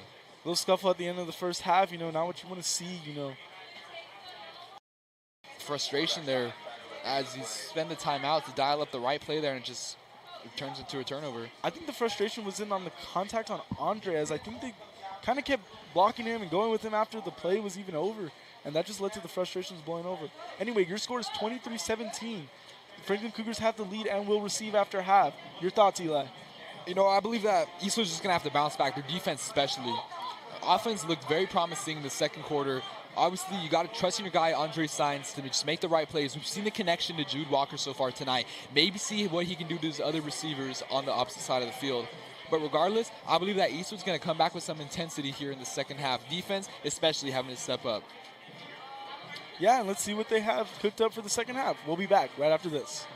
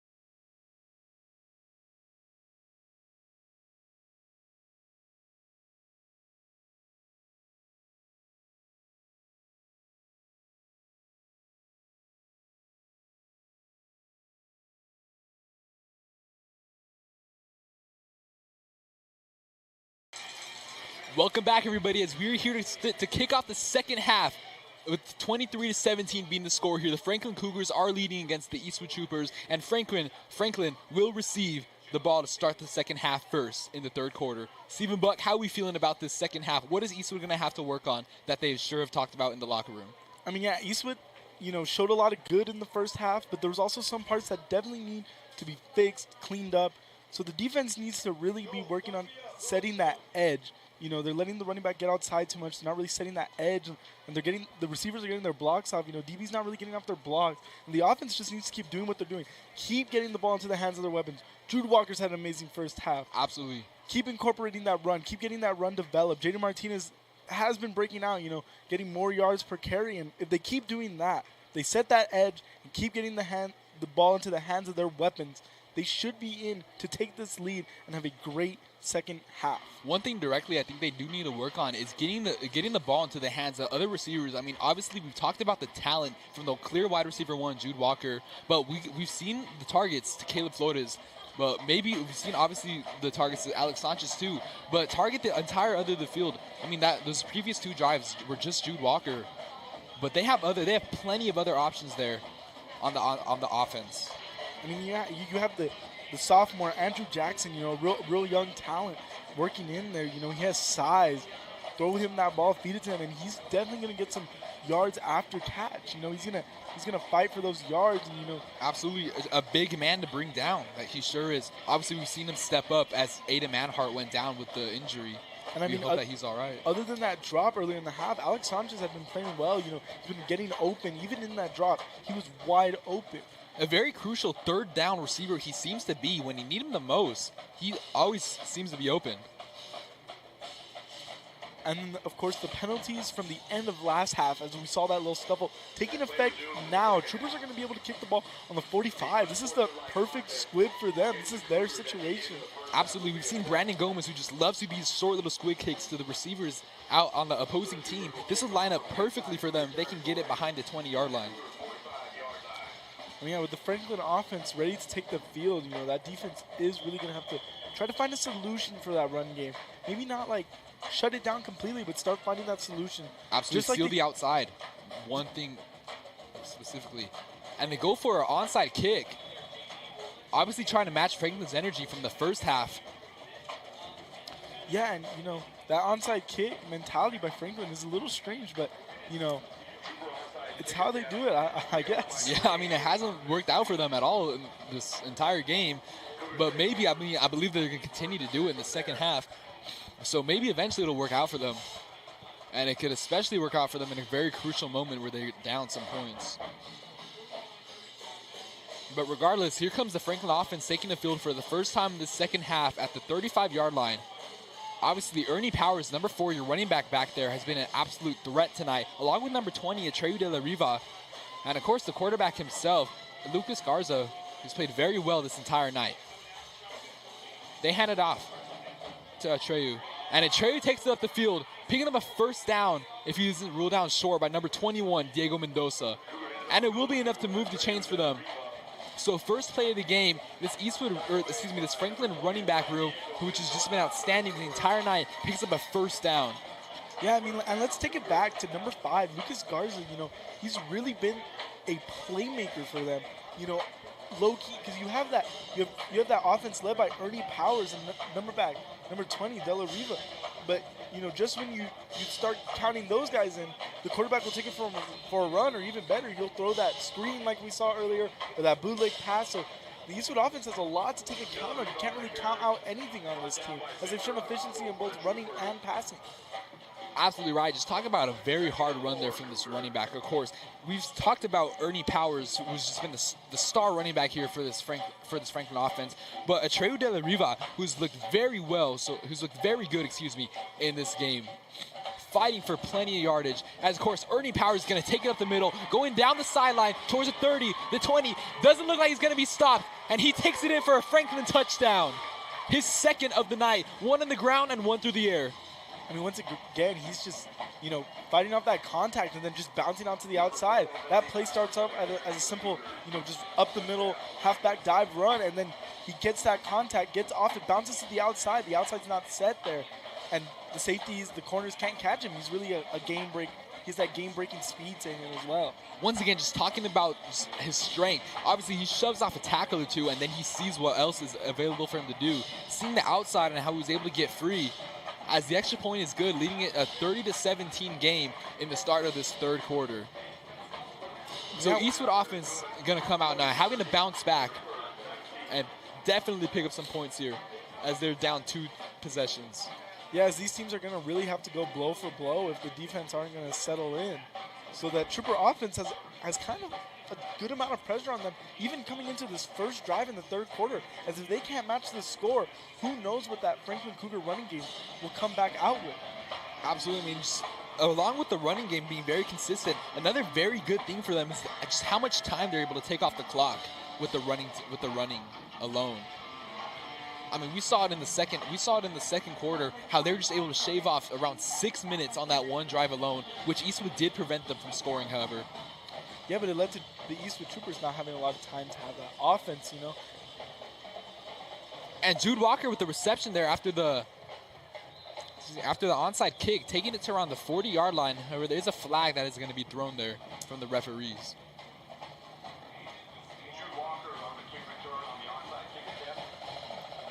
Yeah, I mean, it looks like the Trooper offense is going to take the field. You know, it looks like the penalty is going to go against the Cougars as the chains are going to move up. They absolutely will, putting Eastwood in some very good territory to start off the second half. You know, this Trooper offense has looked really good despite some injury, ridden positions. You know, obviously you have Joe Cox go down with that injury against El Dorado. You have Manhart going down in this game, and you're also missing your captain, Fabian Penalosa. But this offense has been able to respond. They've been showing that adversity. Absolutely. Just to talk about a very good, young, coachable team that this offense is sure to be. Most of these stars are juniors who are going to really set the mood next year when they're seniors on offense. Yeah, a lot of these playmakers really are going to be here next year and be able to set that tone again. You have Jude Walker coming back next year. You have Andre coming back next year. Chavita's back next year. You know, you have a lot of your weapons returning. Manhart, Jackson, just all these skill positions which will be here next year. Mold them up here in this first year of them being on varsity, and then just see what they can do next year as you're sure to be a contender in district once again. Troopers are going to be set up with very, very opportunistic field position as they are going to get the ball on the 34-yard line. Hopefully they can make they can just get that touchdown, get this drive going. Obviously, we see Chavita in the backfield and Jaden Martinez at the running back position. See if they just want to fight for around that 4 yards every single play. And that looks to be what they do as they bring up Chavita past the 30-yard line. Yeah, Chavita's going to roll over for a nice little gain, and that's going to lead to a second and about 6. Picking up 4 there on the play, it seems, receiving 7 as he was ruled down at the 30-yard line. All you really need there from just a run play on first down, just 3 to 4 yards, as they feed Chavita once again, following his blockers, bring it up to the 26 or 7-yard line. And that's going to bring up a quick third down. So 3rd and short here for this Eastwood offense. Obviously, like you said earlier, this is around no man's land. So it could possibly be 4th down territory. And Andre drops back. Airs it out, just overshoots his man, Jude Walker. However, there will be a flag thrown. See if it's on the coverage from number 12, Ramon Gonzalez. Yeah, it appeared the DB was pulling on his jersey a little bit. That is going to be pass interference, most likely. We'll see what they rule it. I mean, you do see the 2 flags in the secondary, so it's most likely going to be the PI, like you said. Or maybe even a defensive holding as that ball was uncatchable, so you're unable to call a PI. But let's see what the officials rule it here. Regardless, Eastwood is moving up towards the flags, knowing that this flag is not against them. And it will be pass interference called against the Franklin defense. So a 15-yard penalty will be in favor. So Eastwood will take over around the 12-yard line, if I'm correct. Yeah, that's going to move the Troopers into the red zone, ready to capitalize on this field position. You know, started the drive right on the 33. You know, this has been a this has just been great field position for the Troopers as they're able to work this ball quickly down the field. Andre keeps it, gives it to Jaden Martinez as he cuts up the field, fumbles the ball, however, in the end zone. And Franklin signaling that they recovered it. Just not very common stuff from him at all. Jaden Martinez, just absolutely outstanding running back for the Eastwood Troopers. And it appears there's some confusion whether he crossed the goal line first or he fumbled before.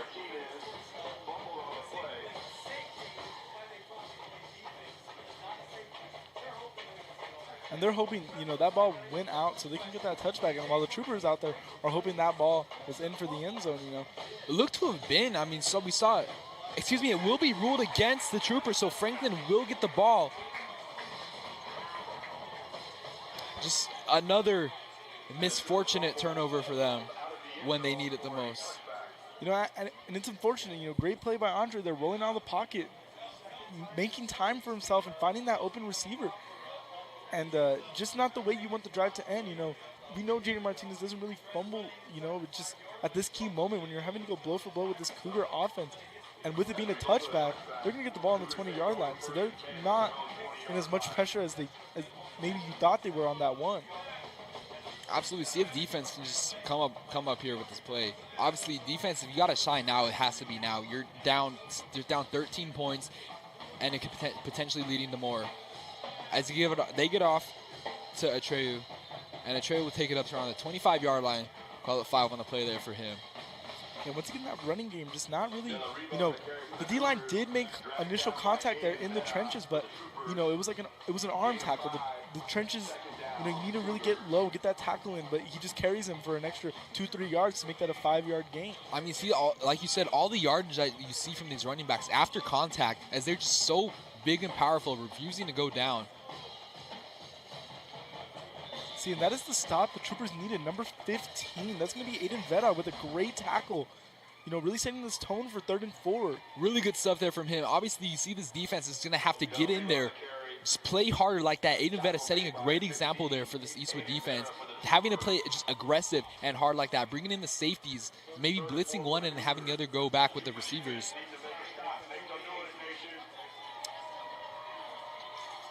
Crucial 3rd down for the Troopers. The quarterback's going to keep it, roll out. And overshooting his man. That's going to be incomplete. That's going to be the stop the Troopers need. Let's see if they bring out the punt team, which they most likely will. 4th and 4 on their own 27-yard line. Great stuff there from the defense. I mean, we just saw Aiden Veda obviously with a great tackle there with the running back. And sure enough, the punt team comes in. Troopers ready to receive. Great job for the Trooper defense, getting that hand back into number 18, Andre's hands. You know, he's been dealing out there. Let's see what the offense can do this drive. Absolutely, and the punter will be out there for Franklin. Of course, you have Jude Walker in the backfield. With the low punt, Franklin looking to get to it before the Troopers. And it will be picked up at around the 36-yard line where Eastwood will take over. So 8:32 to play left in this 3rd quarter. Eastwood is down 13 points, obviously having to get some points here. As we saw the turnover resulting in, however, the turnover did result, fortunately, into a 3 and out. But Eastwood having to clean up the act here on this drive. They want to get some points. Obviously, we see Jaden Martinez back out there at the receiver position. So looking to keep Jaden at a receiver today and having Nathaniel Chavita in the backfield with Andre Saenz at running back. I mean, yeah, it's like we mentioned earlier, you know, this is a wide receiver core that does have a lot of injuries to it and a lot of young players. So maybe they're just putting Jaden Martinez in to really set that tone.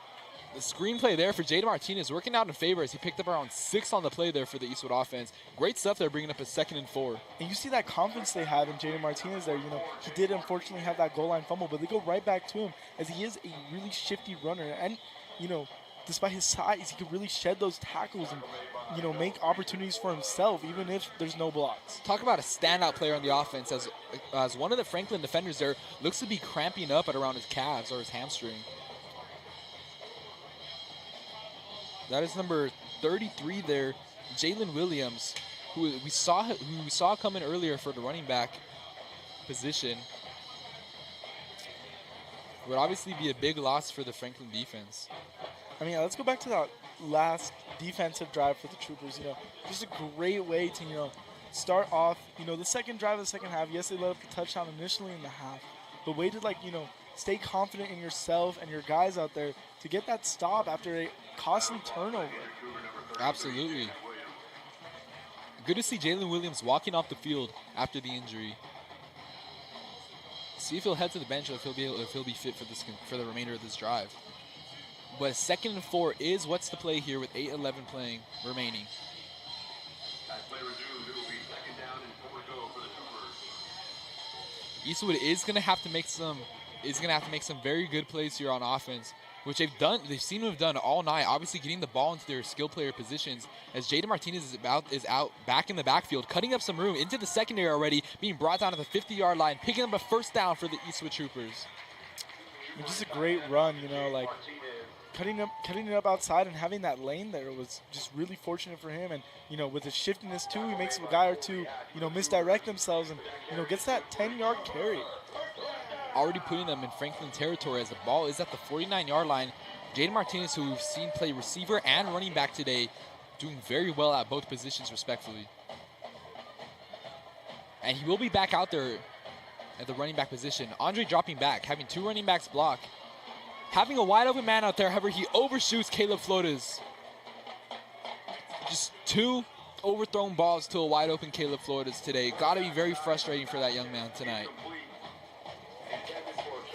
I'm telling you, just not taking advantage of the opportunities that are there, overthrown ball. And we know Andre has played a really good game up to this point.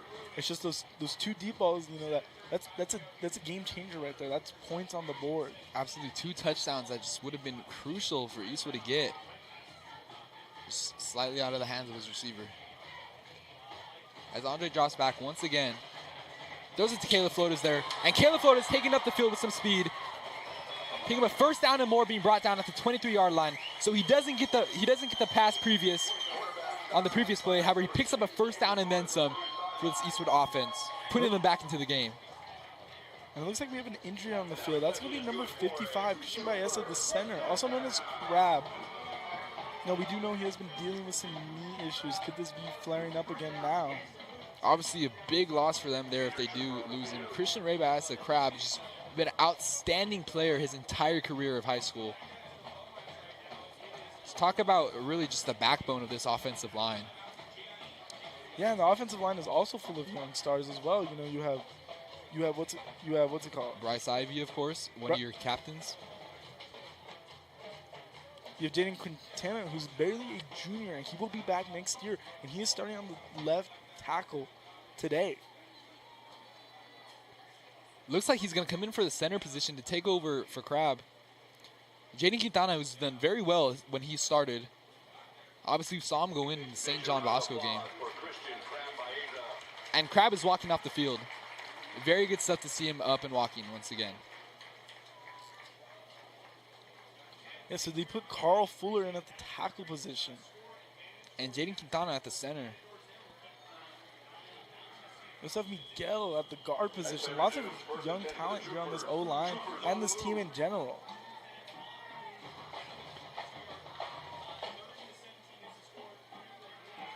Andre looks, flag is thrown. Touchdown to Caleb Flores. He had those 2 wide open men back there. Jude and Caleb are just absolutely open, and he shoots for his man number 6, Caleb Flores. However, there is a flag on the play. I think it's going to be a holding on the tackle, number 54, as he had the guy around the neck. And another flag that came in late in the end zone. It's going to be a chop block on the guard, Miguel. Wow, obviously not what you want there when you just throw a beautiful touchdown pass to Caleb Flores. Caleb, who's had a quiet start this entire year, has looked to be a very consistent and very versatile receiver when you need him the most. Yeah, he's really stepped up in a role. Unfortunately, he had, a season, 2 seasons ago cut very short with a bad injury to his knee. But he's back now in his senior season, and he's just been consistent. Always open, always there, stepping up with the injuries. And, he's been a weapon that they've found underneath all these injuries. The injury, of course, coming 2 years back when Eastwood actually played against Franklin, as Nathaniel Chavito will take it up the field to around the 31-yard line. 32, it seems. So to bring up a second and still a second and long, 2nd and 21 here for the Troopers. Obviously, you still have the 3rd down following this play, but you're definitely going to want to get some good yardage here, if not a 1st down. And Andre drops back. Chavita to block. Bombs it down the field to Jude Walker. However, there is some flag. Look to be some PI there, hopefully, which would be very good for the Troopers. Yeah, that gets them the 1st down they need. And, you know, the DB kind of pushed off on Jude Walker there to try to get up and deflect that ball or even have a chance at intercepting it. Obviously, when you're being covered, when you're being double covered, set to be very aggressive there from the defenders. And that play worked out in favor for the Troopers as they're going to move the chains and bring up the ball to around the 18-yard line. Yeah, that's just a costly penalty for the Franklin Cougars as he didn't really need to do it. The ball was kind of misplaced. However, it worked out in favor perfectly for the Troopers, picking up a 1st down and more, ball at the 18-yard line, so getting near that red zone territory where we've seen Andre just been astute this entire night. Yeah, it's exactly as I said earlier. It doesn't matter how you get the 1st down. It matters how you get there. You know, just got to keep focusing on moving those sticks, not exactly the end zone. Absolutely. Andre with the handoff to Nathaniel Chavita, and Chavita's going to take it up the field for a touchdown. Call it 6 there for Eastwood tonight, bringing it to the 30-23, as this is just the momentum that they need to get going in this 2nd half. Obviously, you saw Andre looked like he was going to keep it. However, last second handed off to Chavita, and Chavita just took it up the field for a touchdown there. Yeah, I mean, just an amazing play. Great misdirection, great play call. Andre drops back, looks like he's going to keep it. Suddenly hands it off to Chavita, and the blocking there was amazing. Talk about that O-line there, making sure that gap was there. Absolutely. Just great play calling like that has worked out very well for the Troopers tonight. Obviously, going back to 2 touchdowns tonight for the Troopers, just been a great play call. We saw the one that just happened with Nathaniel Chavita, and of course earlier back in the game with Jude Walker, who snapped the ball and took it in for the touchdown. Just great plays like that are just working in favor for Eastwood, and they just need to keep that momentum alive. Keep going with stuff like that, the stuff that's been working all night for you and getting you the points. Yeah, now with the defense taking the field, you know, they really gotta hope that they can really get the stop here. You know, you have the momentum back in your court. You know, you're still down, but momentum's starting to pull your way a little bit. You're not 2 scores down anymore. Now the defense really needs to make a stand here and get that ball back into Andre Sain's hands.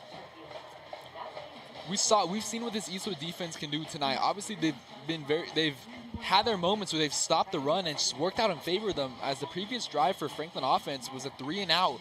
Stuff like that, again, just playing alert, playing adept, is going to work out in favor for them, which will bring out the offense once again. However, Brandon Gomez out here to kick. See what type of kick he wants to do here.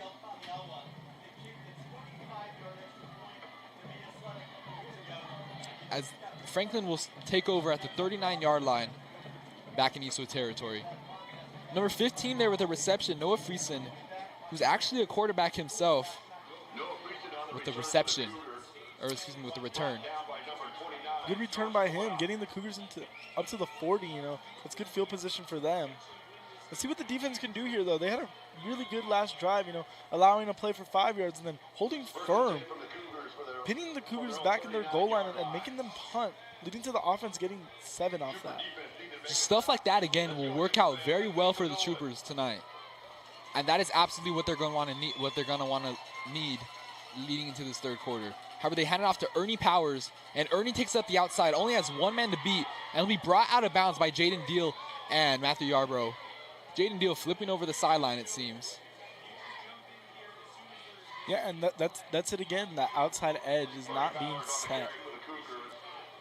Absolutely right. Just that outside where Ernie Powers really shows his speed and his refusal to be brought down has worked out super well against the Eastwood defense. We've seen it all season long, these handoffs, these very good running backs, just been the bane of Eastwood's defense.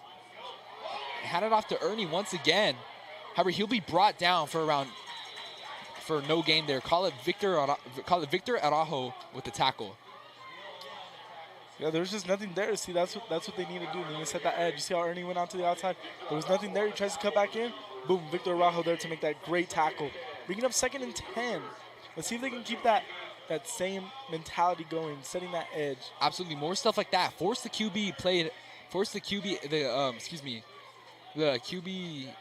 See if he wants to keep it or not.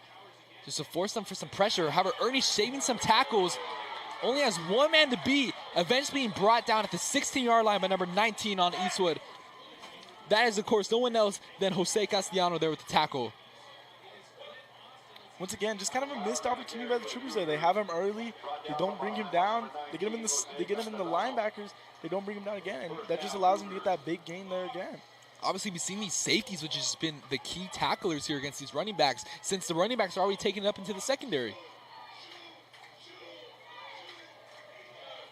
And it seems like Eastwood's trying to blitz here as you see the safety creeping up, and they do blitz.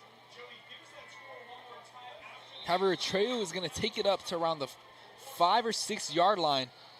Once again, that Franklin O-line just making sure the gaps are there, allowing the running back to go in between the tackle and the guard, making sure that hole's always there and allowing him to make his own plays in the secondary. Giving it back to Trejo, who's fighting for some yardage, eventually being brought down at around the 2 yard line. Jonathan Hernandez with the tackle there. But going back to this Franklin offensive line, we just have some absolute units out there. Of course, the key playmaker, number 73, Justin Morales, who's very good. But look at these guards in the center, just huge. And the fumble on the play. Eastwood signaling that they have it. The ball popped out in the end zone, and it's looking like they have it. But the refs are going to discuss. And they do call it. Eastwood gets the ball. Bringing out the Eastwood offense. I mean, talk about Franklin earlier, the same exact thing happening to them. You saw how hyped they were. Eastwood looking to be shot out there from when that happened. However, it works out for them in their favor, as the same thing happens to the Eastwood defense here as they get the fumble recovery in the end zone. 30-24 is the score here. Eastwood only down by 6. Could this be what they need to take the lead for the first time tonight since the first quarter? This is exactly what they needed, a big play like that. Just to really shift that momentum. You felt the stadium. You felt the players all just shift. It feels like the momentum's back in their court. Although they're still down, they have all the momentum in the world right now to go down and take that lead. This is absolutely great position for this Eastwood offense. Down only 6 points with your chance to take the lead here. They hand it off to Jaden Martinez, who will pick up maybe 1 yard there.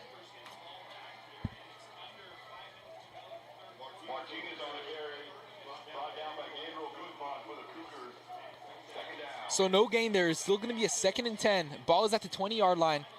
Eastwood is absolutely going to have to take full course of this opportunity that they've had. And Jude Walker will get the reception and be brought down around the 25-yard line.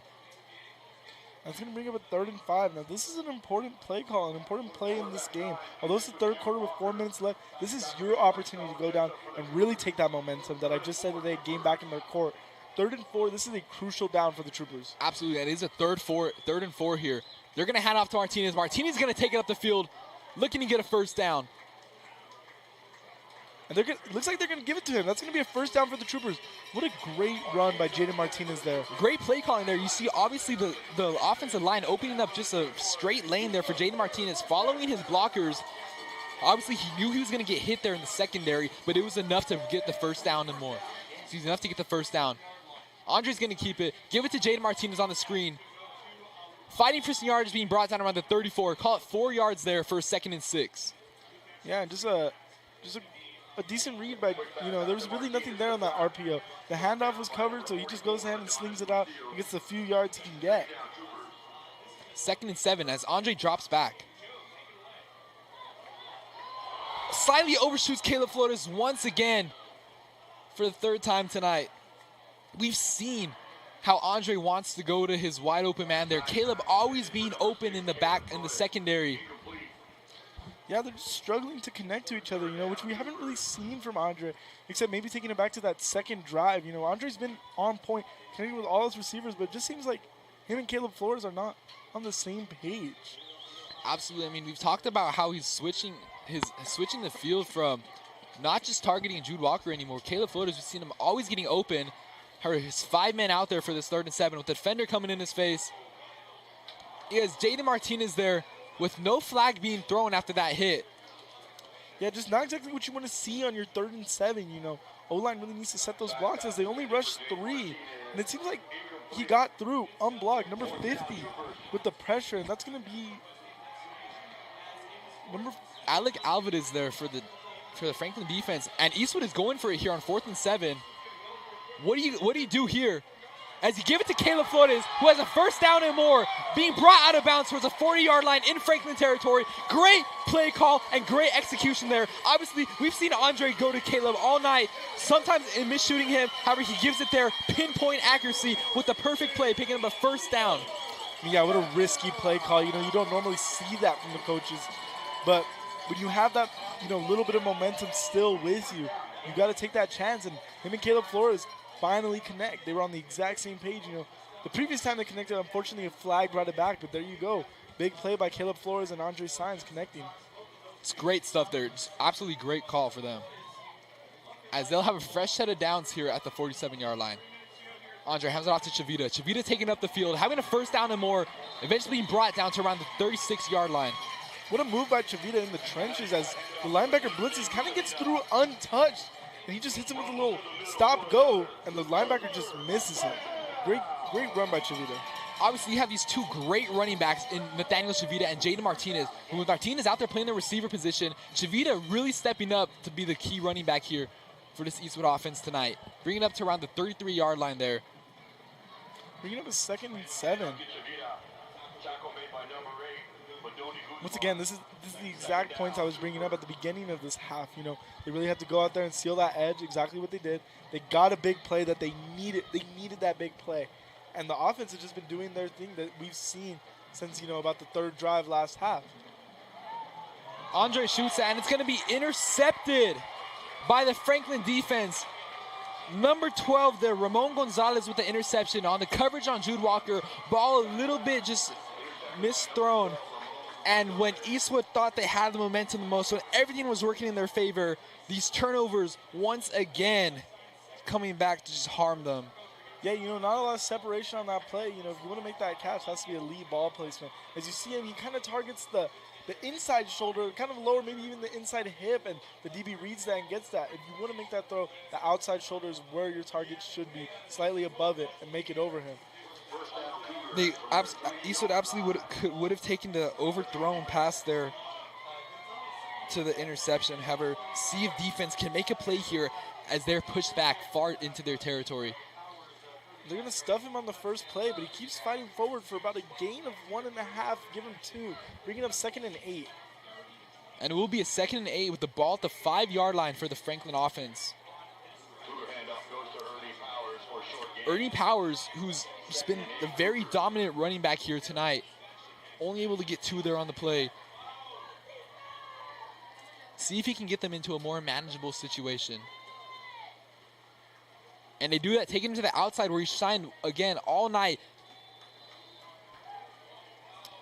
Picking up what should be a 1st down for them. And it will. Yeah, that outside edge again, you know. Ernie Powers has been living out there. As it seems like the interior linemen are doing a good job stuffing it up front. But it just seems like the outside can't get set. Absolutely right. As the quarterback will keep it himself. However, he'll be stuffed and brought down by Victor Araujo there on the play, picking up around 2 or 3 yards there. So this quarterback we've seen is not afraid to just run it up the middle as he knows he's going to get hit. He does not care and just wants to take it up there for some yardage. Personnel change. Jonathan Hernandez goes out for Manuel Sepulveda, coming in to play defensive tackle, number 70. For his 2nd and 7 here, with the ball at the 16-yard line. Giving it off to Powers once again. Cutting it up the middle, however, he won't be able to go anywhere. Just like I said, when they're running up the middle, those linebackers and those interior D linemen have been just doing a good job setting that. You know, making sure there's nothing to gain at the trenches. It's just that outside corner that they're struggling with, that outside edge. And it's absolutely where they are sure to go here on a 3rd and 5. with 30 seconds left to play and counting in this third quarter, we're going to see this game come down to the wire, it seems, in the fourth quarter with 12 minutes to remain. Looks like the Troopers are calling a blitz, and they do. Outside coming into the corner, handing off to Powers, and they stop him. What a great play call on that blitz. Sealing the outside edge. The safety went around and sealed that edge, and the linebackers filled wonderfully. Great stuff there. Obviously a great last play to have right before the start of the fourth quarter. You know what time it is, ladies and gentlemen. Once again, fourth quarter, you see the tradition. Fours going up. You see the team going onto the field. Everyone in here putting up the fours where they shine the best. Eastwood Troopers are entering the fourth quarter, trailing by 6, looking to get the ball here after a punt. Eastwood will take over here, down by 6. You know the tradition. Fours up, ladies and gentlemen, for the start of this fourth quarter. Let's get that ball back into that offensive's hand here. Let's get that punt and let's get going. Let's not have any more of those costly mistakes that have, really been stopping the Troopers from reaching full potential. You have that fumble at the goal line. You have Andre's interception in Franklin territory, near the red zone. You don't want that. That's points off the board that you could have had. One thing I believe that they can clean up on is you don't have to take these deep shots all the time on a second down. Obviously, we've seen that just harm them, causing the ball to get turned over half the time. But the medium to short passes have been working out very well for them the entire night, along with these screens that have just been great for them. I don't see exactly why they have to take a deep shot there to their receiver, as Jude Walker will pick it up, fighting for some yards and be brought down at the 35-yard line, where this offense will take over with 11:50 left to play, 11 minutes and 50 seconds left. Eastwood being down by 6. They're going to have to play their best, the cleanest they have yet all night with 11 minutes left. Obviously, we know that they can do it. We've seen the talent, and we've seen them execute it. It's just, can they give it a little more in this remaining minutes, in this remaining quarter? Walker brings it back to the Trooper 35-yard line. Yeah, still down by 6 points, but the defense does a good job getting that stop. Exactly what they needed to happen. As Andre will keep it, give it to Jaden Martinez.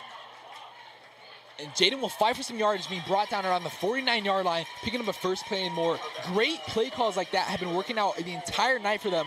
We know that Andre loves to go to Jaden Martinez when he's open on these little out routes and these seams. It's just been working in favor of them the entire night. Yeah, when Andre gets out of that pocket, you see him move out and you see him make plays, and that's what you want from a quarterback. Very good stuff with his feet there, as he just gives the ball with pinpoint accuracy, and Jaden Martinez will get no gain there. Bringing up a 2nd and 10. Martinez on the carry. Tackle made by Stone Jessup for the Cougars. 2nd down, Troopers. Yeah, that brings up a 2nd and 10. And once again, that running game has kind of gone quiet. He's had a few big runs, 11 yards, 5 yards, but it's kind of gone quiet. As Andre drops back, sure to pass here. Fires the laser to Alex Sanchez, however, he's not able to bring it in.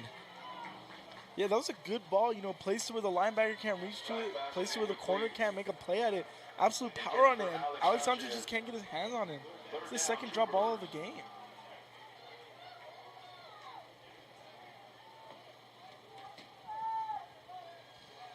Just, we've seen these drops from Alex Sanchez tonight when the Eastwood Troopers need him the most. And yes, the drop before half wasn't too bad because, you still have 40 yards to make up. But the drop there, that's a first down for the Troopers, keeping that drive alive. Now you have to rely on a 3rd and 10.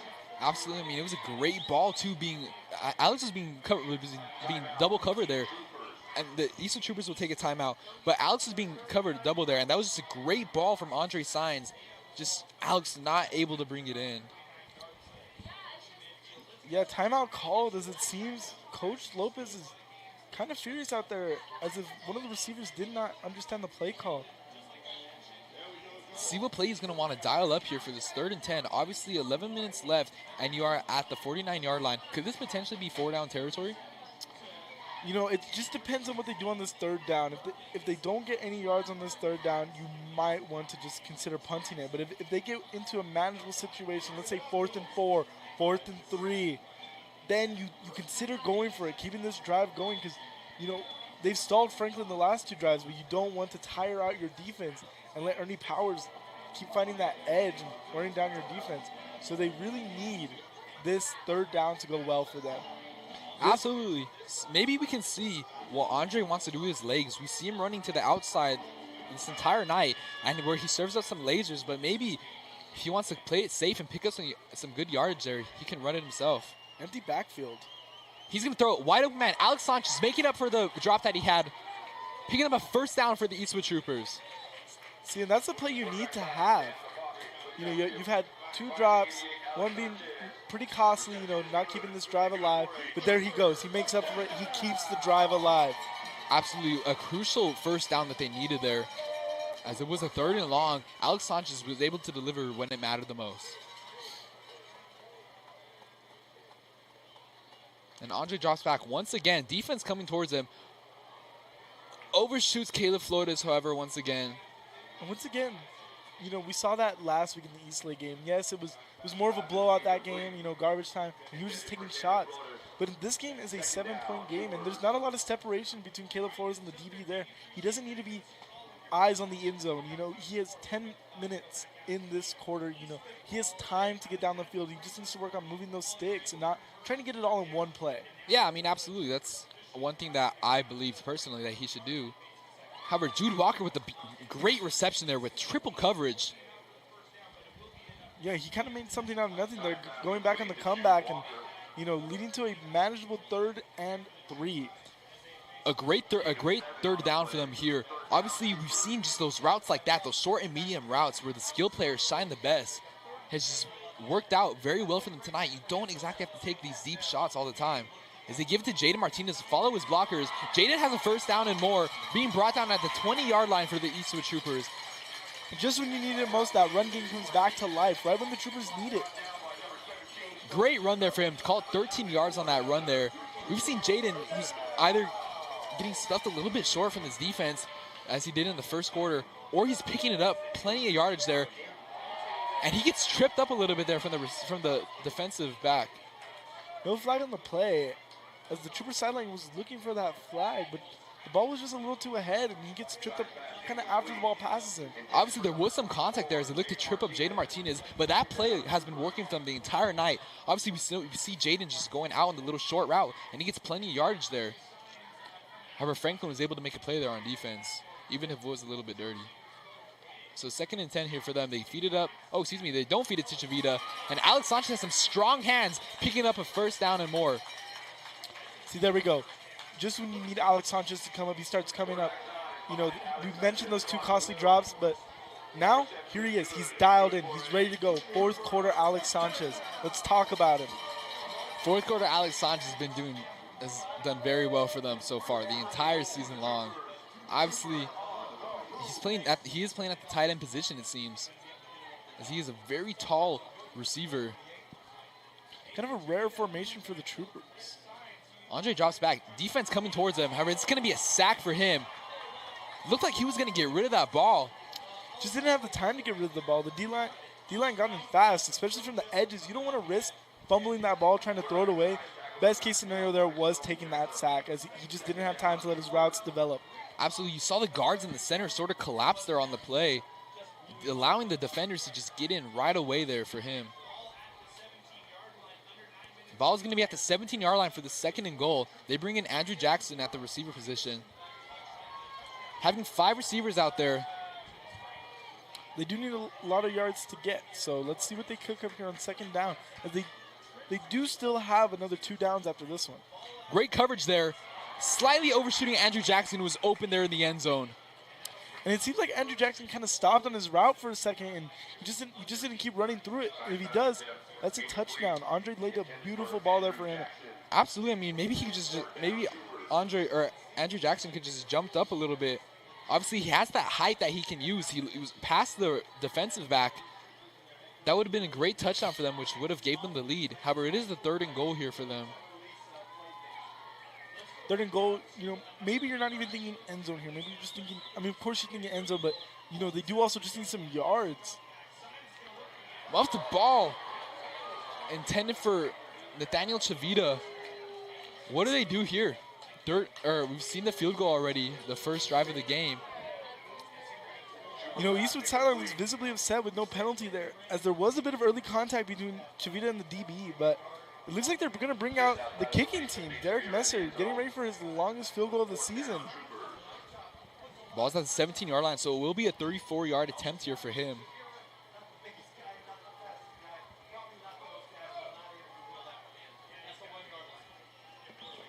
Just an unfortunate way to end the drive here. You know, you really wanted to capitalize on that defensive stop. Kick is up. And it's going to be good for Money Messer, bringing the score 30-27, making it a 3-point game with 8 minutes and 20 to remain. Yeah, now you just need to hope for your defense to go keep doing what they've been doing these past 2 drives. Let's revisit that. You know, they had a drive where they held them. They stopped it, they sealed that edge, and it led to a punt. And then they had the drive with the fumble. Both great ways to end the drive, although you would rather just stuff them instead of having to rely on that fumble. Absolutely. I mean, we've seen what this defense is capable of doing, just really being capable to shut down the run game when it matters the most. And they're going to need that they're going to need to do that, especially here in this 8 minutes and 20 seconds to remain. Obviously, if Franklin scores here, then it's back to around a 9 to 10 point game. And Eastwood is not going to want that, especially with this clock winding down with 8 minutes and 20 already left in this fourth quarter. And you see it on the sideline. You see the emotions. You see Coach Q telling his defensive line, let's go, let's go, let's set that tone. He's getting them hyped up, ready to try to make a crucial stop on this drive and give the Troopers a good chance to win this game. Absolutely, this defensive line is just really the key difference in stopping this run game. We've seen them do it on the inside handoffs, but that outside, like you said, is just going to have to be shut down here from this defense. Messer with the kick. So it's going to be one of his first long kicks tonight. Looks to be in the hands of the Franklin receiver, who's going to being brought down around the 25-yard line. That was number 4 there, Ernie Powers. At this point in the game, it doesn't matter what's happened. Right now, you're down by 3. You need to stop. Defense just needs to go out there and not think about any of the mistakes they made, any of the errors, none of that. They need to go out there and do their job, set this tone, and get that ball back into the offense's hand. Absolutely right there. I mean, not a better way to put it at all. But Eastwood just has to. His defense is going to have to make a statement here. Obviously, we see them going back to the 2-back formation with the Trey De La Riva there. However, they're going to get off to Ernie, and he's going to be brought down by Jose Castellano there. Just great stuff there. We saw the lane being open for him, and a great play there on the defense. Yeah, picking up around 2 or 3 on the play. Just an awesome play. You know, that's what the Troopers need to keep doing. A gain of 1. Bringing up a 2nd and 9. However, they do switch out a Trey De La Riva there for Daniel Holguin at the running back position. So Holguin will line up at a receiver with Ernie Powers there in the backfield. See if Lucas Garza is going to want to get, and he keeps it himself, going to the outside lane, being brought down to around the 31-yard line by Matthew Yarbrough. It's going to be a 3rd and short here for them, it seems. Very important 3rd down here for them. Yeah, it's going to bring up about a 3rd and 3, 3rd and 2-ish. Maybe a 3rd and 4, and it will be a 3rd and 3 for the Franklin Cougars. So what do you do here? Do you trust in Ernie Powers to pick up the 1st down? Or are you going to want to throw it when you haven't been doing it very much tonight, but it has worked in your favor? I think you just give it right back to Powers. Let him find his outside lane there, you know? Obviously, you see the outside blockers there for him, and that is exactly what they're going to do. And Ernie's going to pick up a 1st down for the Franklin Cougars. And once again, the Troopers get there early. They're just unable to bring Ernie Powers down. So Franklin will pick up a 1st down here. Enough to move the chains. Ball is at the 41-yard line. So it was just enough to get that 1st down for them. See if they're going to want to go back to keeping the ball on the ground. Have not thrown very much at all the entire night. But the times they have, it's been very effective. It's just been kind of a wild card they keep there to throw off the Troopers. Just see what works in favor for them. So Atreyu will take it up the outside. Flag will be called. And he'll pick up a 1st down if this flag isn't against them. It's looking like holding against the Cougars, but let's see what they call, as Victor Rajo did get in with some late contact with their tackle. Obviously, Victor Rajo, they're being pushed down in the backfield. And it will be against his matched up offensive line. That's exactly what you need. You know, Vic Araujo has really come into his own in the second half. He's been setting that edge, getting that pressure in. And that's exactly, and Franklin has no answer for it. And so, you know, you lead to holding, and it's exactly what the Troopers needed. Set it up 1st and 20. Let's see what the Cougars have to respond. Obviously, these flags just, when Franklin gets pushed back, seem to just throw them off. Really throwing them off as they don't know, like, whether to run or see that run game. They want to go with the inside on around 2nd and long, which will bring up a 3rd and longer and then give them another flag. They're going to take it up to Ernie. And Powers is going to be brought down, get yardage back, and then some. It should be a 2nd and 7 here for the Cougar offense. Just another great run. You see how explosive he is. He finds that gap set by the offensive line and just puts on the jets. Absolutely, and all these times he's turning on the jets, he has defenders trying to drag him down. But he's just so good at fighting for that extra yardage. As it's going to be a 2nd and 8 here.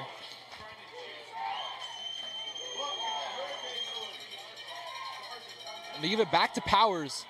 Following his blockers, but being brought down by Jonathan Hernandez. That's going to bring up another 1st down for the Cougars. I mean, we really have seen the reason why Ernie Powers is averaging 160 yards per game. Absolutely right. I mean, just a very astute runner, very strong, along with his great blockers from his offensive line and his receivers alone, which is really setting a key map for him to get all this yardage.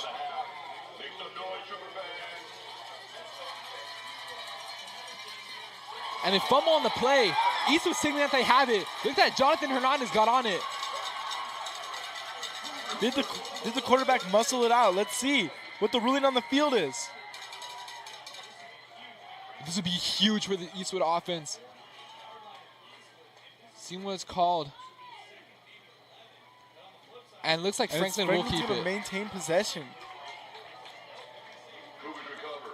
Wow, that would have been absolutely outstanding for them to take over in the middle of the field with 5:41 to play. The clock would have worked out in their favor, absolutely.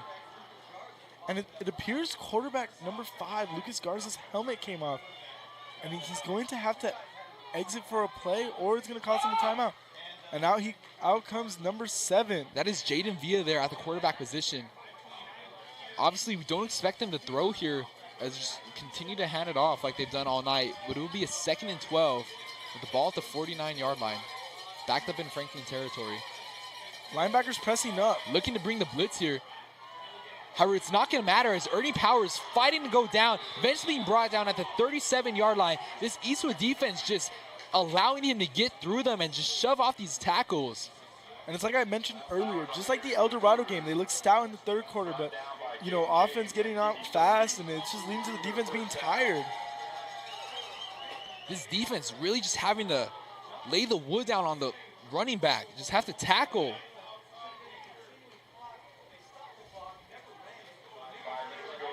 First and 10 here at the 36-yard line. This Eastwood defense sure to be frustrated as they stop and they shove him there for around a gain of 1. However, the clock is winding down.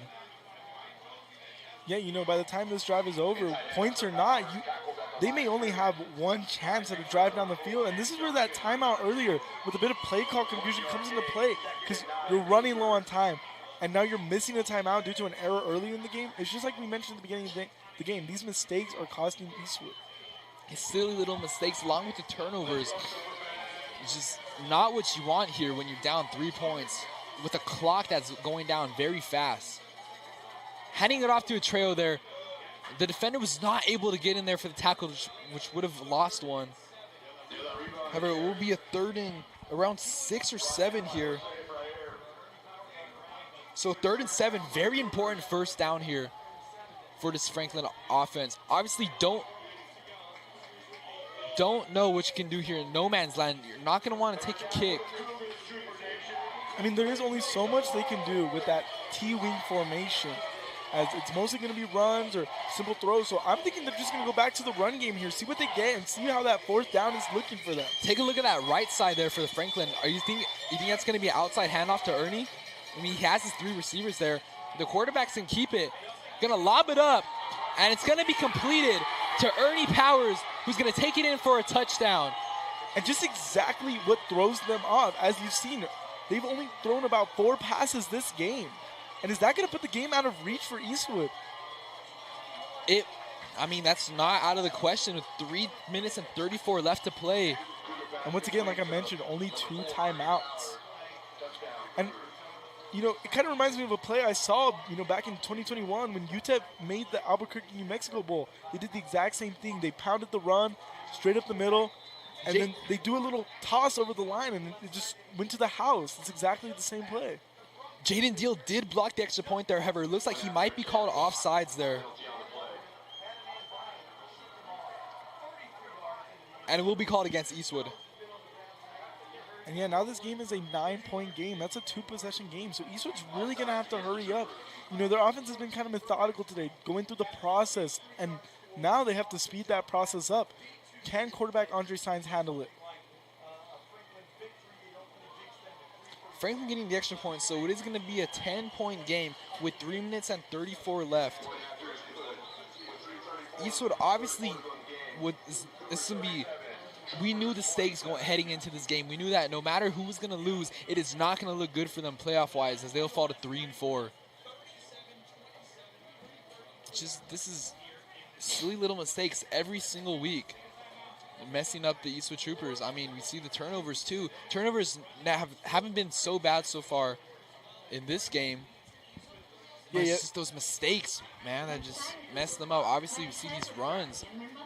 We've seen them. We know what this defense is capable of doing. They're capable of stopping this run. However, when it matters the most, it seems they come up short. Yeah, you know, it's just like we said at the beginning of the game. The mistakes are going to cost you. You have the safety that was 2 points, and then they get a drive from that safety that leads to another 7. That's 9 points right there, just off that safety. And you have 2 interceptions that, you know, Franklin did not capitalize on the second one, but still it bleeds clock, it bleeds time, and it takes confidence from the offense. And so now you're left with a 10-point game in 3.5 minutes that really should be closer. And a high kick there to Jaden Deal with his first special teams receptions tonight. We know what he's able to do on special teams. We know the speed that he's able to execute. However, he's fighting for some defenders and to be brought down at the 26-yard line where this Eastwood offense will take over with 3 minutes and 25 left to play. Obviously going to have to score quick here if they want to get the ball back with any hope to win this game. I'm telling you, the timeout they took earlier is really going to cost them, and it really just depends on how fast they can get this drive down the field, which we really haven't seen.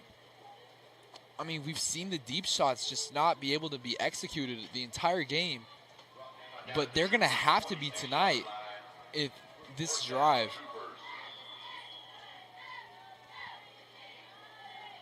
Maybe try and get a flag, too. Try and get some PI.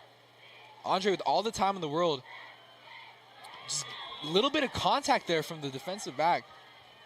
Yeah, there was just no separation there, and the ball really wasn't placed where it needed to be if you want that amazing catch. You know, it's just, I'm telling you, this is exactly what we saw last week in the Eastlake game, just taking shots downfield.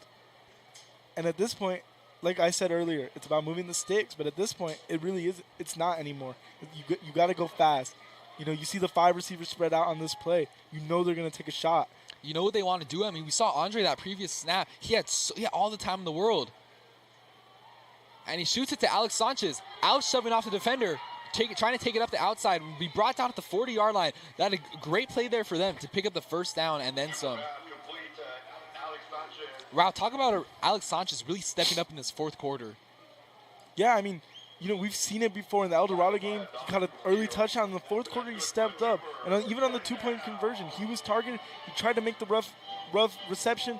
He just couldn't bring it in, but he was still making that effort. And in this game, too, he has 2 receptions for about 30, 40 yards, and that's what we needed to see from him. Andre dropping back, letting it rip, slightly overshoots Andrew Jackson, who got hit after the play. No flag on the play. It's going to bring up a 2nd and 10.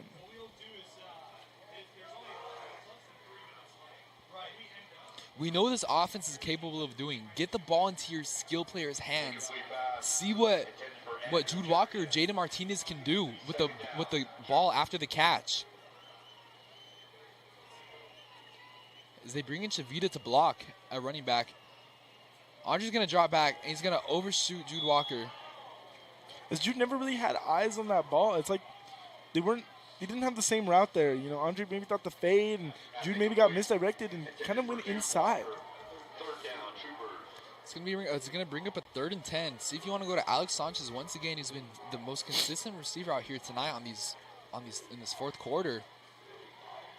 Or maybe do something short to Jaden Martinez, and he overshoots Caleb Flores. That's gonna bring up 4th and 10. This is really the game here. You know, if you don't get this 4th and 10, the Cougars get the ball in your territory already. You have 2 timeouts. They run the T-wing. They're gonna run that ball. And even if you get the stop, who knows how much time you'll have left. There's almost a guarantee at least a minute will be ran off that clock if you don't get this play right here. Absolutely crucial 4th and 10 for them here. We've seen them convert on these 4th and longs.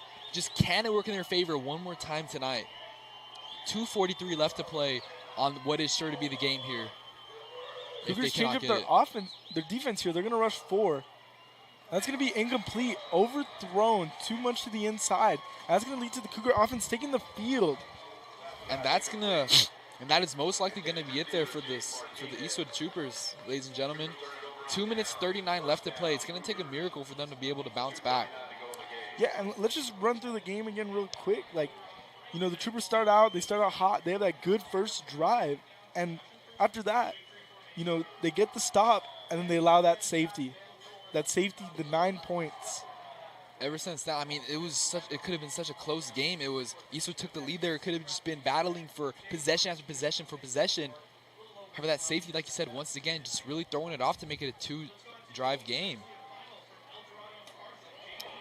And so Ernie's going to take it up the field, and he's not going to be stopped, really icing this game and putting it to bed. Ernie Powers, an outstanding player here tonight. I mean, we really do see why he has 160 yards rushing per game. That T-wing offense really favors him and his rushing style. He's able to just keep going. As Marshawn Lynch said, you can only get hit in the face so much before you're tired of it. You're absolutely right. I mean, how are the statistics looking tonight? 200-plus yards easily on rushing. Yeah, and he even has that receiving touchdown on that screen. Call it 250 all-purpose yards for him tonight this game. Just an outstanding playmaker. Week after week after week, we see these running backs have these outstanding games against this Eastwood defense. And it's really not looking good for this defense with the remainder of the season. It's just letting up all these big plays. Not to mention, Eastwood does have a tough matchup next week against Pebble Hills at the SAC. And the following week against Coronado. Just how can Eastwood execute on the remainder of the season?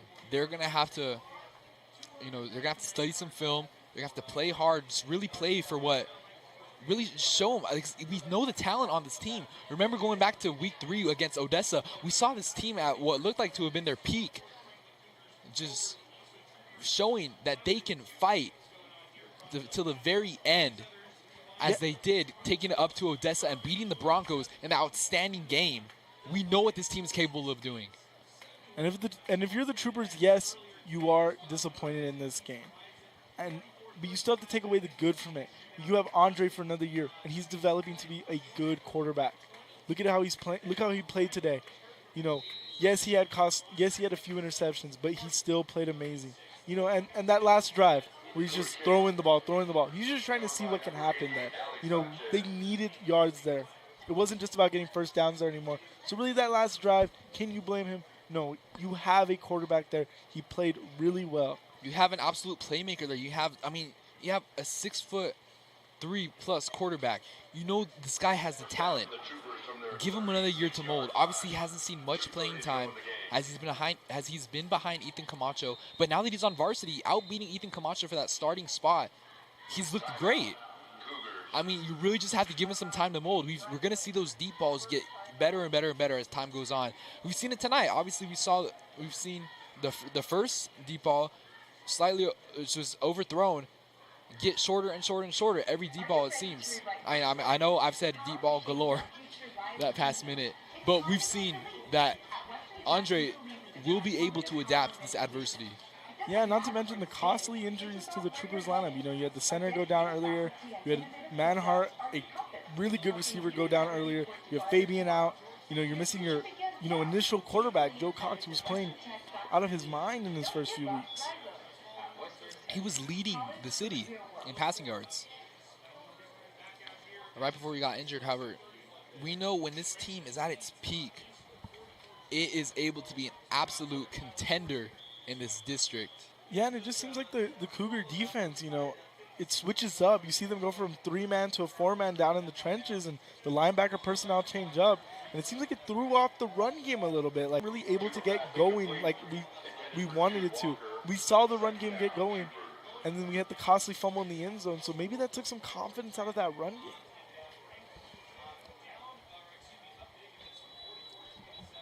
Regardless, we've seen. However, taking a look at number 12 there, Injured Cougar on the player. or taking a look at that injured player there, looked to have just been walking perfectly fine. And then that coach just signaling, telling him to get down. Maybe trying to get a timeout there off the injury.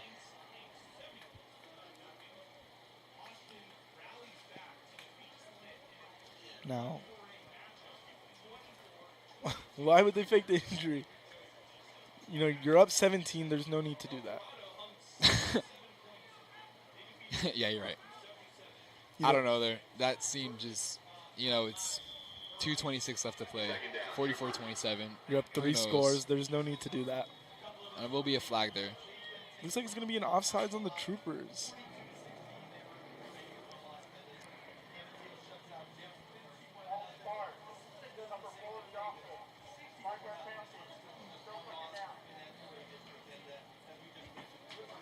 Penalty against the Troopers. Second down.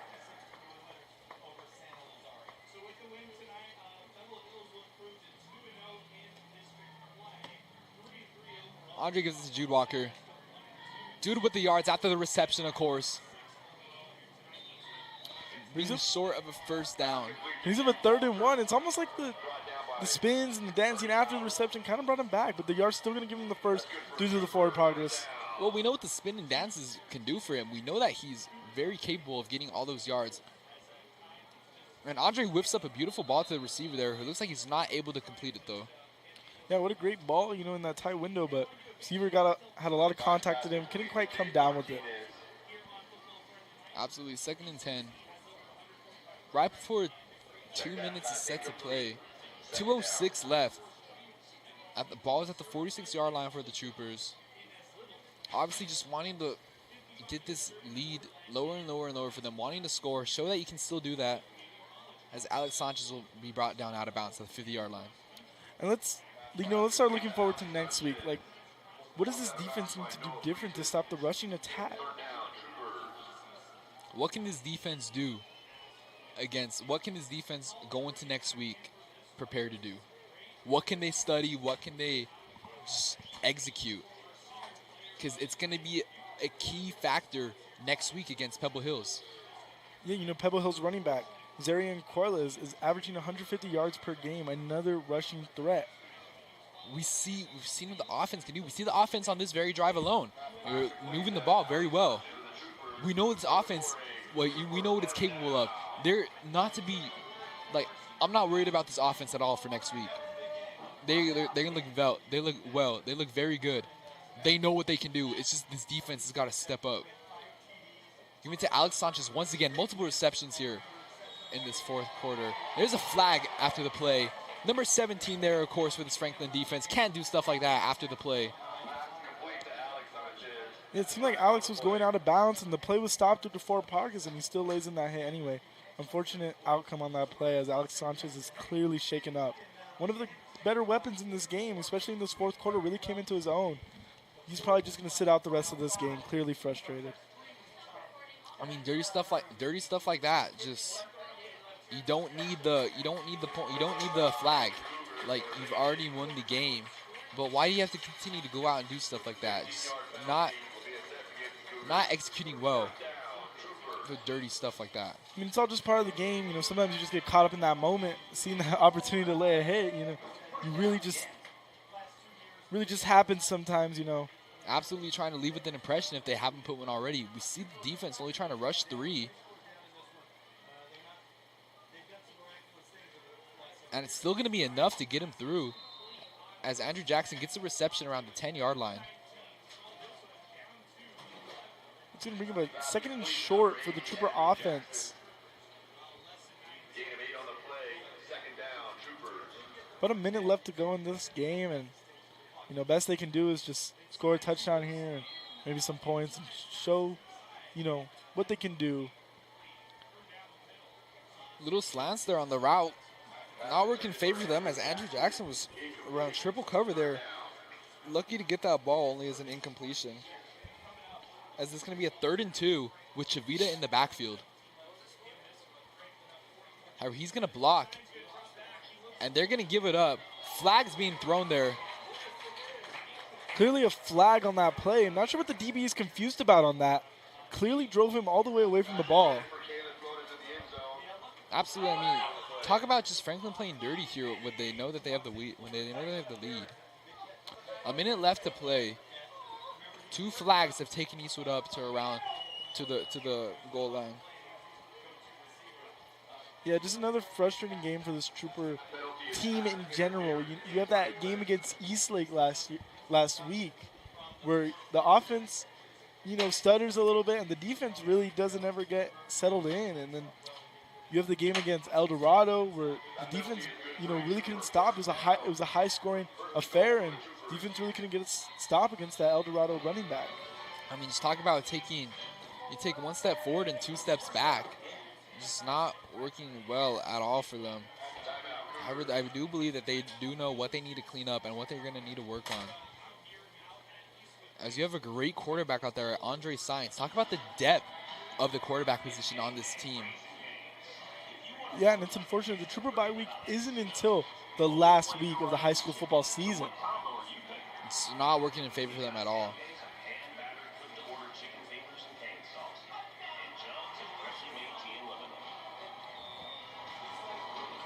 As Pebble Hills is currently blowing out Montwood 35-7. Taking a look at who Franklin played last week, being Montwood. It sure is. So 35-7 is the score in the 4th quarter. For Pebble Hills against the Montwood Rams, which is another team with kind of a shocking upset last week against Franklin on that last play of the game. Obviously, Eastwood gets Montwood in their very last game of the season. Sure to be a good one there.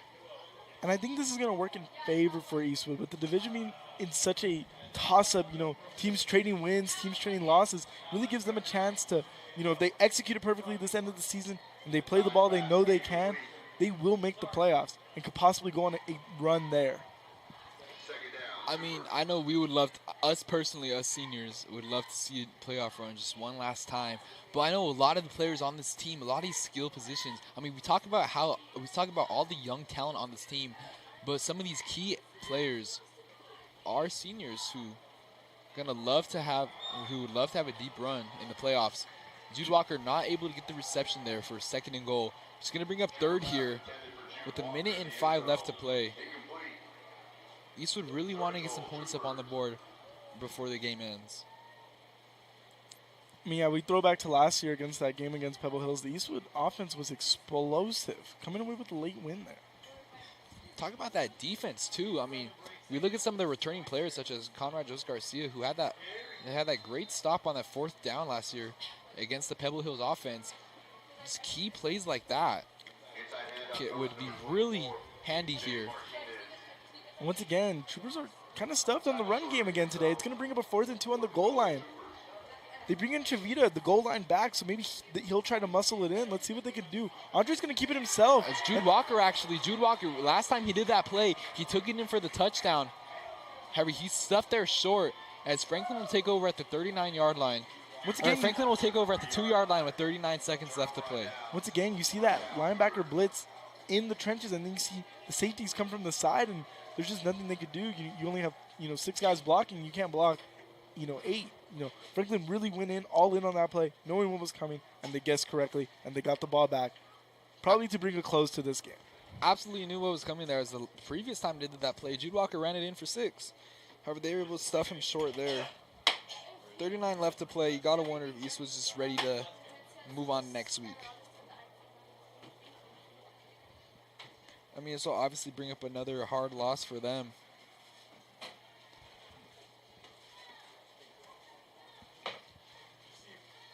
So 39 seconds left to play. What are they going to do here?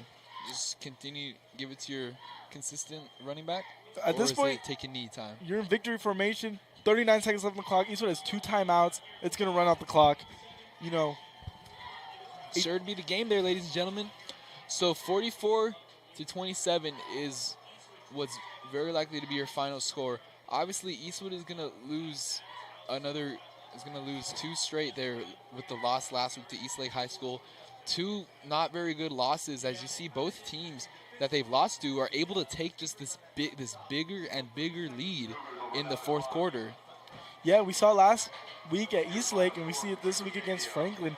Trooper offense kind of keeps up early, and then as they get more tired and the defense gets more tired, the other team seems to take advantage of that and get a lead on them. Now, hopefully the Troopers can snap this streak before it gets too bad against Pebble Hills next week at the SAC. Obviously, Eastwood is going to fall to 3-4, and Franklin Cougars will move up to 4-3. See how that's going to play out in district playoffs and in district standings so far. But Eastwood is going to have to go into next week with some intensity, and they got to show that they're still a contender to play in this district for the playoffs. Well, regardless, thank you so much for watching, ladies and gentlemen. I was your host, Elijah Joseph, joined with Stephen Buck. Noah Salem is going to be out, however, with swim, so we'll be me and Buck again once a week. Thank you so much for watching. This was KEHS joined with EPAN for Eastwood High School. We hope to see you next week. Tune in, ladies and gentlemen. Have yourself a good night.